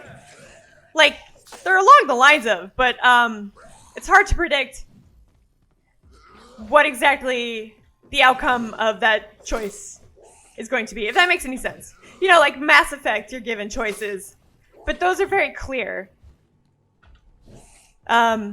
If Shepard says, like, oh, I'm going to go, we'll just have to go to the space station then, like, that's what you do. And here, Dr. Reed can be a little flowery in his language sometimes, I guess is one way of putting it. Oh, I should probably knock this guy over. Anyway, thank you so much, Tank. Thanks for bringing everybody. Appreciate it as always. I'm just trying to knock him over so I can... There we go.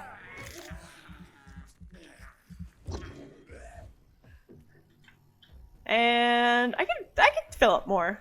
I'll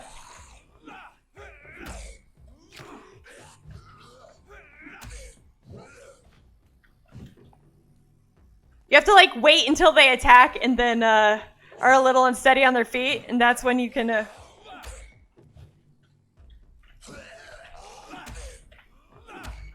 There we go. Yay! Okay.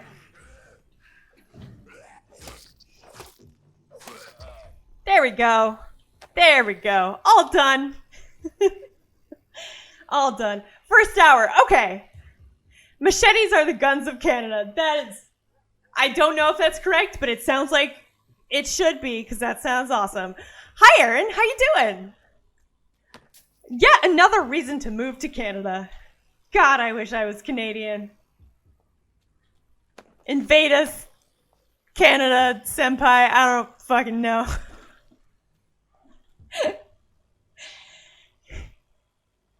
I live for the darkness. Unless Kingdom Hearts game drops. Makes sense, makes sense. Oh, I see. Let the darkness consume you. Good. Yeah, so the yellow bar is stamina. Red bar is blood, obviously. And, green is health? Invade us, Canada senpai. I don't fucking know. Respawn. Yep, I said those words. I stand by them. Please, Canada senpai. Ooh woo. Please invade our borders. Ooh woo.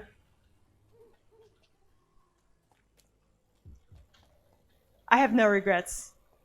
I mean everything I say. Wait a minute, did I just come from here? I'm very turned around. Yes, I did. Okay, there's side street right there. Wow.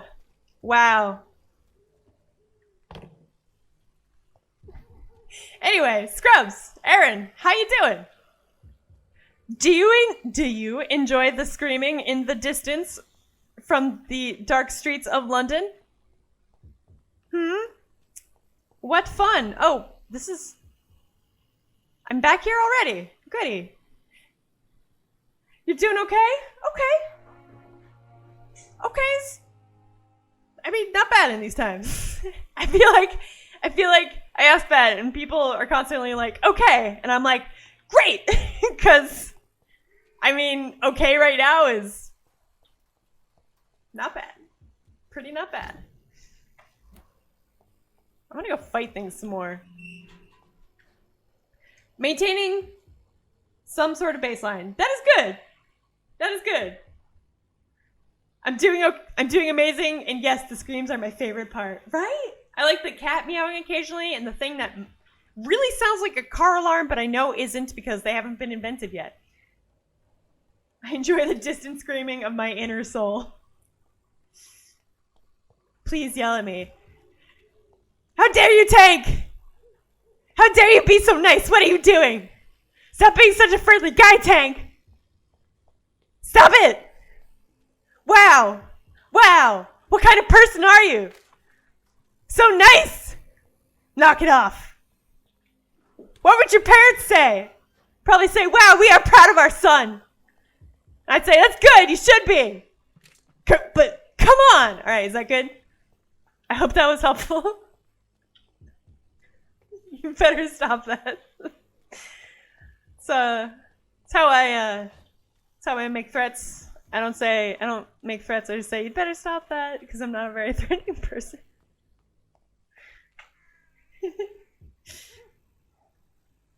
I'm all right. You're not dying? Fuck yeah. Yeah, I mean, basically, right? Right? If you're not sick or depressed or almost broke or, worried about the future right now, cool. Sorry, that sounded very grim, but I think you guys know what I mean. Oh, I'm back in Whitechapel. Thank you, Aaron, for the pins. Appreciate it. Fucking handsome Tank thinks he can walk in here and be polite and nice. I hope his community grows and people see him for the gentleman he is. Yeah, right? Same. Honestly. Ugh. Oh, have I been up here? Can I go in the store? Lay off my wife, bro. Good.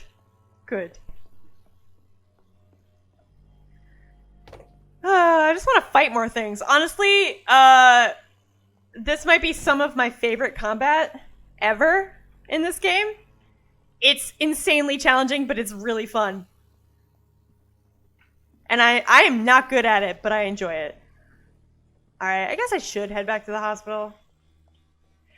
I honestly kind of love this game, Aaron. Yeah, it's pretty great. Like, Dr. Reed somehow, and this is maybe kind of a weird statement because I feel like you don't see this happen very often, and if it does happen, it doesn't work very well. Jonathan Reed is somehow able to be a stand-in character for the player and an individual distinctive character at the same time, which I really can't think of too many games that have done that. So that's pretty cool. Yeah. They've managed to do something about that. There's definitely some serious weaknesses to this game, but I think its strengths very much outweigh its weaknesses, like the ability to run over boxes and break them. Or, wait, hold on. Oh man, sometimes you can break things just by, attempting to jump through them. Oh, here's a step stool. See, ready? Let me just use this step. No!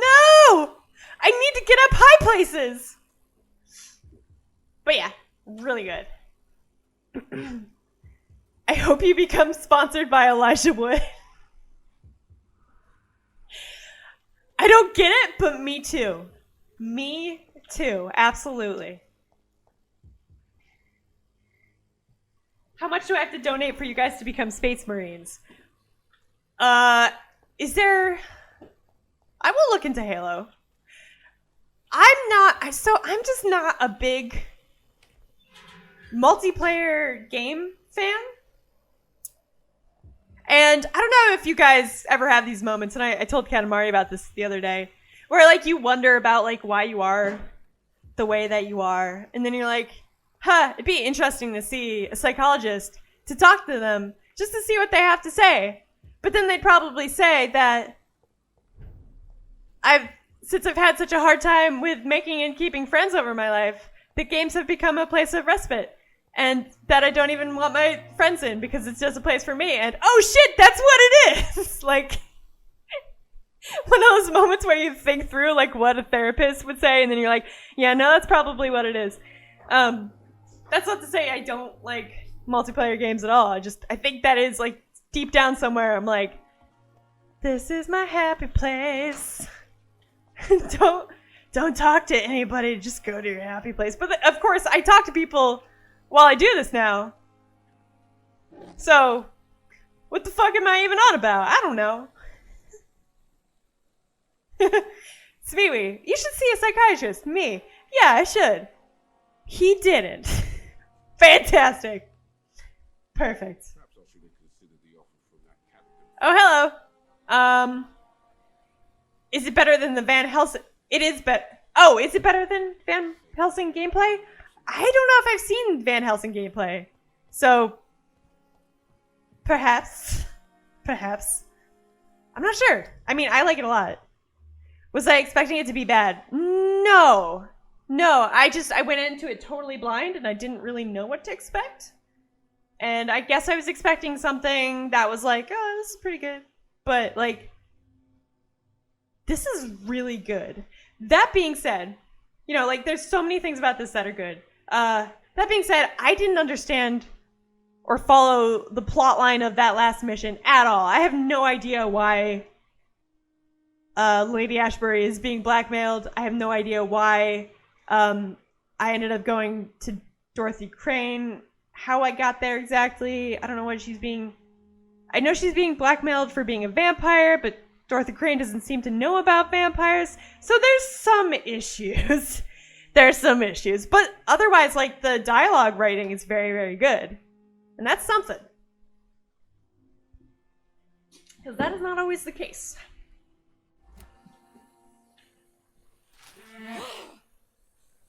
Jesus Christ.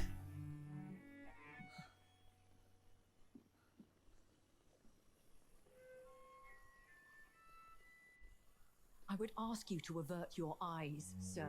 Or did you not know it was rude to stare? I knew it.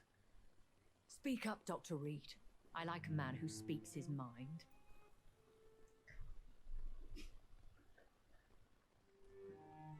You killed him. He trusted you. And you killed him. Spare me your sarcasm, Jonathan. You are but newly born in this world. Why do I feel like she's gonna be the end villain? So in the end, the accusation was true, wasn't it? The situation is somewhat awkward nonetheless. I have not been observed sustaining myself for many decades. I have to say I'm a trifle embarrassed. Anyway, I have concluded my inquiries concerning your blackmail. I see. Please excuse my agitated state. Under normal circumstances, I wouldn't let anyone see me in this condition. The case is closed, Your Ladyship. The person who took advantage of you has, shall we say, seen the error of her ways. So who was it? My lady, the blackmailer was dealt with using the utmost discretion. The culprit's identity is of no relevance. Thank you, Jonathan. That is exactly what I needed from you. You have proven your loyalty, so, as a friend, please accept this small token of my appreciation. Thank you, my lady. If you have an inclination to learn more about vampires or your current situation, I will be glad to aid you in your quest for knowledge. Well, alright, I did not expect that. I genuinely did not expect to come in here and find her gnawing on a guy's arm. I feel a trifle betrayed. Just a wee bit. Alright, yeah, tell me some stuff while we just sit here and this guy's dead next to us. Why does Dr. Swansea allow you to feed on the patients of the hospital? Dr. Swansea is a good and compassionate man. He is trying to find a solution for our hunger. Until that happens, he is clever enough to understand that I only feed upon the dying. And no one suspected you of the murders. As you well know, suspicion has recently fallen on me of killing for pleasure. But you have my word, Jonathan. I take no pleasure in taking a life. What do you know about this Brotherhood of St. Paul's Stole? The Brotherhood is well known amongst London vampire society. As long as our kind is discreet, and as long as they do not interfere, we have come to a mutual understanding. Alright. Learn about vampires. I know this is beyond the pale, but may I inquire your age? Really? And I thought you were gentlemen. If you must know, I'm 27. I've been 27 for a long time now, and 27 I shall remain. Once again, in an ongoing trend with video games. Are you sure? Well, then again, it was London 1918. People did look worse back then. Anyway, the framing art that you bought frames for 3 years ago. Well done, Hooch. Well done. Hey, you got around to it eventually, right? Fantastic. I feel like I have stuff like that still. Like, I think there's a couple dead phones that I want to get info off that I just haven't done yet. But, yeah. This is what neuroses looks like, ladies and gentlemen. What, framing art? Or... Anyway, that's pretty great. And who bestowed upon you this eternal youth? My maker. He left this isle a long time ago. Very well. But I believe there is more to this than you are saying. Stalling framing for 3 years? Oh, yeah. Okay. I get that. I get that. Because... Why did you save me in the canning factory? I could hardly stand by and watch such a promising young blood as yourself be torn to shreds by some gutter scowl.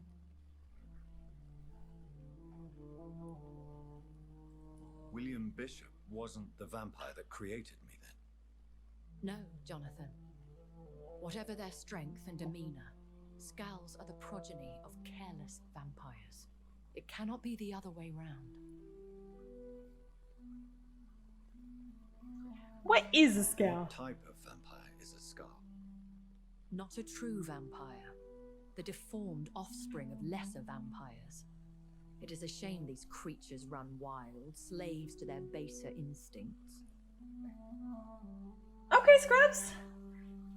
Gonna see if you can keep up this well-rested streak that comes around once in a blue moon. Makes sense. Sleep well, Scrubs. Thanks for stopping by.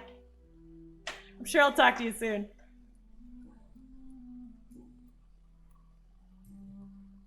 What happened to London? I've been away from London and England for 3 years. This isn't the city I remember. Things have gone from bad to worse here, Jonathan. I've lived in this city for a long time, and I've never seen it like this. The Spanish flu has hit London that bad. Yes, but it's not just that. I've heard things. Things I've not heard for a very, very long time. There are whispers in the shadows. Something far worse than the Spanish flu is here in the city. What is it you fear? Fear has long since flown this form. But there is something malevolent circling us. I feel fear is merely waiting in the wings. Are there many vampires here in London? Immortals are of a rare breed, and we often tend to hide.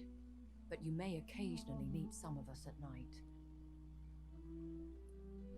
Will they all be as affable as you, my lady? I do not see why not. But remember, even the shark smiles before he bites. I wonder if Sounds like a lesson from they have. experience. Vampire politics are as intricate Oh, and okay, sometimes yeah. tedious There as we a go. game of chess in a gentleman's club. I've learned from experience it is best to decline to play. That dang old Camarilla. Camarilla, great. Sorry. Nerd jokes about Vampire the Masquerade. So yeah, in Vampire the Masquerade, there's a whole like thing about consuming another vampire's blood. Like it's both taboo and will make you stronger. I wonder if I don't think that exists in this universe, but I don't know. It's kind of like baked into me at this point where I'm like, oh, that's taboo, but will make you more powerful. Do you know any of them? Have you an idea of the identity of the vampire who attacked me? You mean your maker? No, Jonathan, I have no clue. But I fear he or she is as careless as cruel. To let you discover your new condition by yourself. What do you mean? Every now and then, you may discover an immortal in the deep of the night. But we are a rare and reclusive breed. Our progeny is almost never accidental. When I awoke, changed, I was chased and attacked by vampire hunters. Prepared and well-trained. Though I can't be certain, more than likely it was the once glorious Guard of Priwen. Guard of Priwen. Glorious, but still dangerous. They have seen better days, but all fanatics are dangerous. You would be wise to stay clear. They are sworn to destroy our kind. You make them sound like some sort of cult. More a society, and like all the best ones, a secret society. I thought them almost gone, but it seemed they have been recruiting.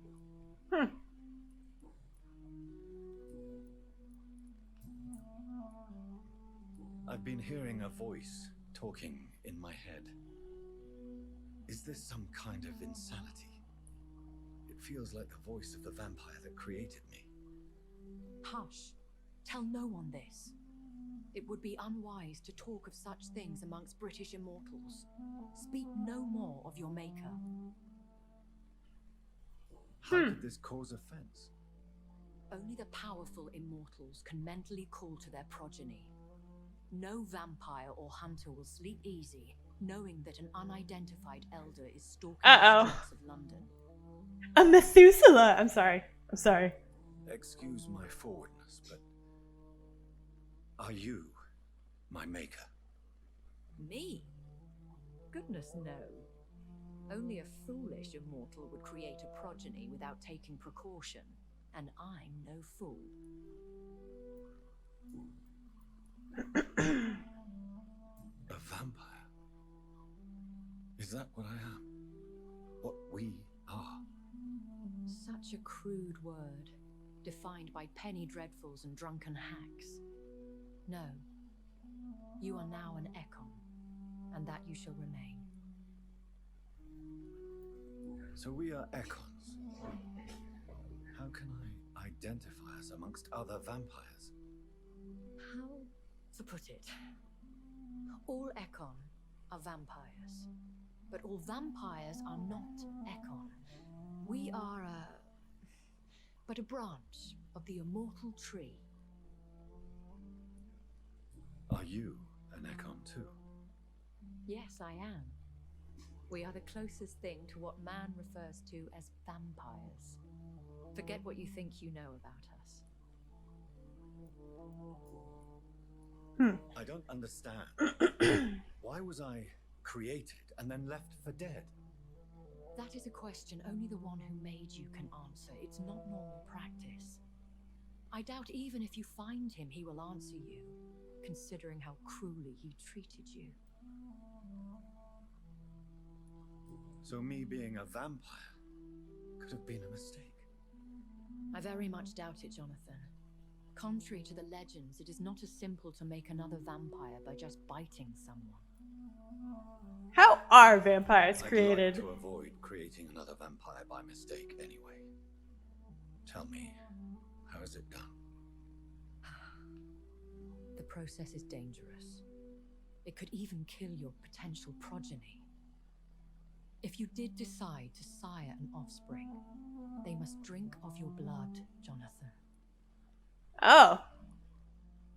How do you force that on someone, though?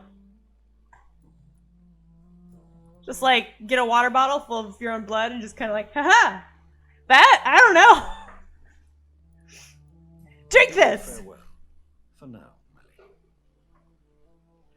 I must quickly analyze the blood I took from Nurse Crane's patient.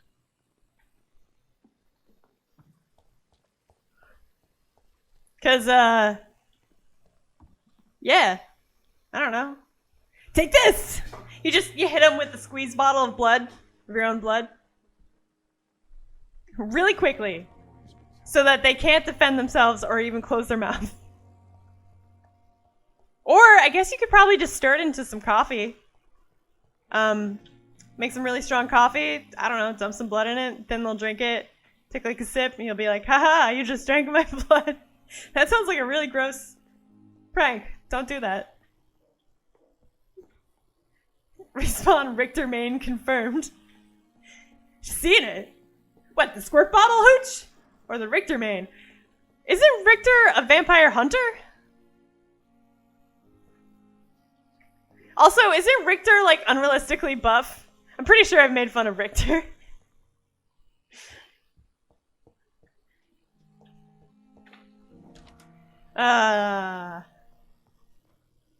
Oh, you've seen it. The process of making a vampire. Oh, do tell, Hooch. How did it go? Oh, both him and Simon. I see. I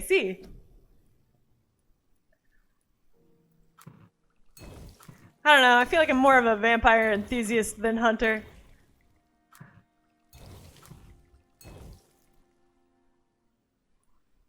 But why not? I mean, hunting bad vampires is good. I guess you could probably be friends with a vampire and still hunt bad vampires. I don't know. As I've said before, I just relate because I don't like the sunlight. It's really hard to see in it and it burns my skin. And I always seem to wake up at night a little bit. What was the other one? Oh yeah, it fangs. I legitimately couldn't remember for a second. That wasn't supposed to be like, oh yeah, an eye and fangs. I just kind of forgot for a second. I did, my canines were especially prominent before my parents had them sanded down and turned into lateral incisors because I am missing those. It's a bummer. Razvan Vasily was infected by Spanish flu, but also has the highly unstable blood of the Scowls. Is the London vampire epidemic transmitted through the flu? I should talk to Dr. Swansea about it. Alrighty, let's do it. Watch out, Dracula. Also, they don't resist much. You drink. Oh, okay. You drink their blood first, and then you replace it. Vladimir Tempest wasn't the real villain. The Folly of Man was the true villain. What is a man? Yeah. In Vampire the Masquerade, that is how the embrace goes. You drink pretty much all of somebody's blood, and then you give them some of your blood, some of your magical vampire blood, and then poof, they're a vampire or they die. But usually they're a vampire unless you are a very high generation and have weak blood. Why do I know all of this? This isn't useful in any way. I could have math in my head. I could have I could have the things I need to do tomorrow in my head. But no, instead it's just facts about Metal Gear and Vampire the Masquerade and sometimes Pokemon and sometimes other things that will never serve any useful function. Such is my curse. It's not useful yet. It's interesting, I guess? I don't know. Maybe. Alright. Hello, Dr. Swansea. Evening, Edgar. Could I get your professional opinion? Professional Please speak. opinion. But I have something important to tell you. Okay. This strain of flu, it's very different from the one I saw in Europe. It's downright peculiar. Peculiar, you say? What makes you say that? I never saw symptoms like this when I was in France. Not at all. I see. Do you have anything more to go on? This disease spreads and looks like the Spanish flu, but its effects differ greatly. The London strain is different from the continental one. This is very interesting. Did you find something else? I don't remember. I don't remember what I'm gonna tell him. I don't sure. Yes. Unlike the flu, the infected begin to show an increase in outwardly aggressive behavior. More than simple agitation. Once docile people become violent. You mean like rabies? Is there a chance we could create a vaccine, Jonathan, like Pasteur? By the stove, that would be smashing. Smashing, you say? Not seeing here, but it is spreading and quickly. If we don't act, the whole city could be lost. But Jonathan, we've a fantastic opportunity sitting right here in front of us. Do we now? A weapon of choice. What on earth do you mean?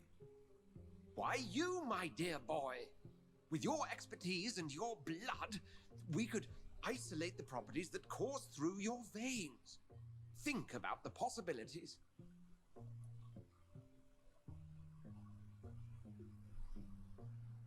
I don't know what he's trying to say.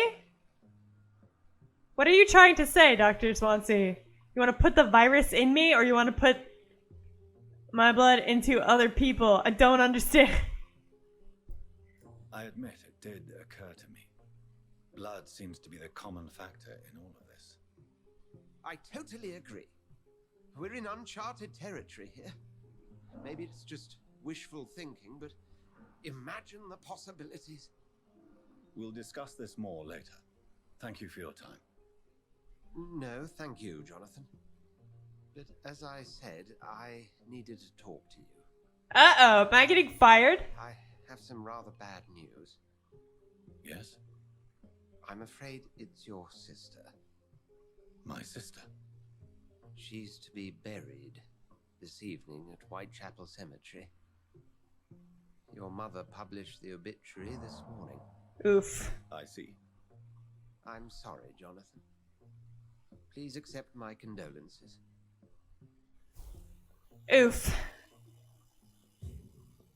Oh no. Well.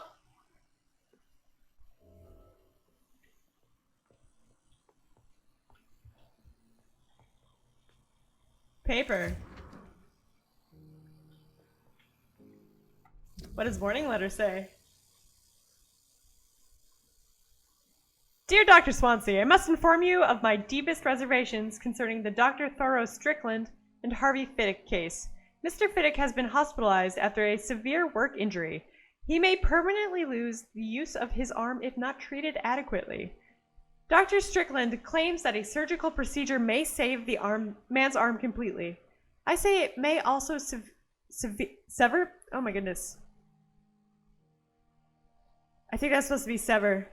Its functions for good if complications arise. Our young colleague is an audacious and daring surgeon who might prove a great professional in a few years, but for now he lacks the skills to perform such a risky procedure. Need I remind you of the mistakes he made in the past?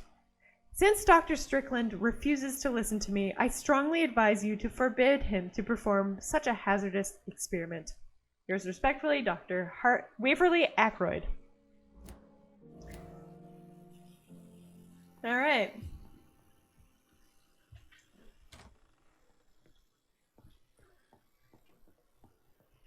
So where do I have to... Ah, over there. Huh.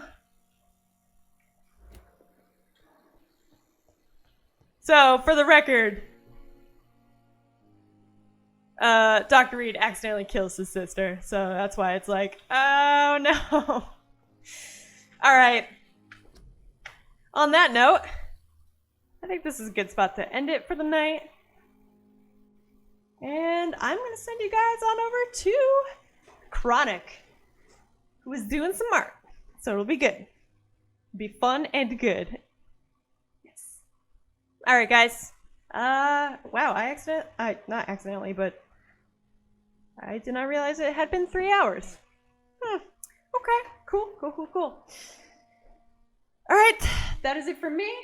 This has been the Night Shift with Respawn Machine. I hope you had a good time. I definitely did, and I hope to see you again soon. Take care, friends. Good night.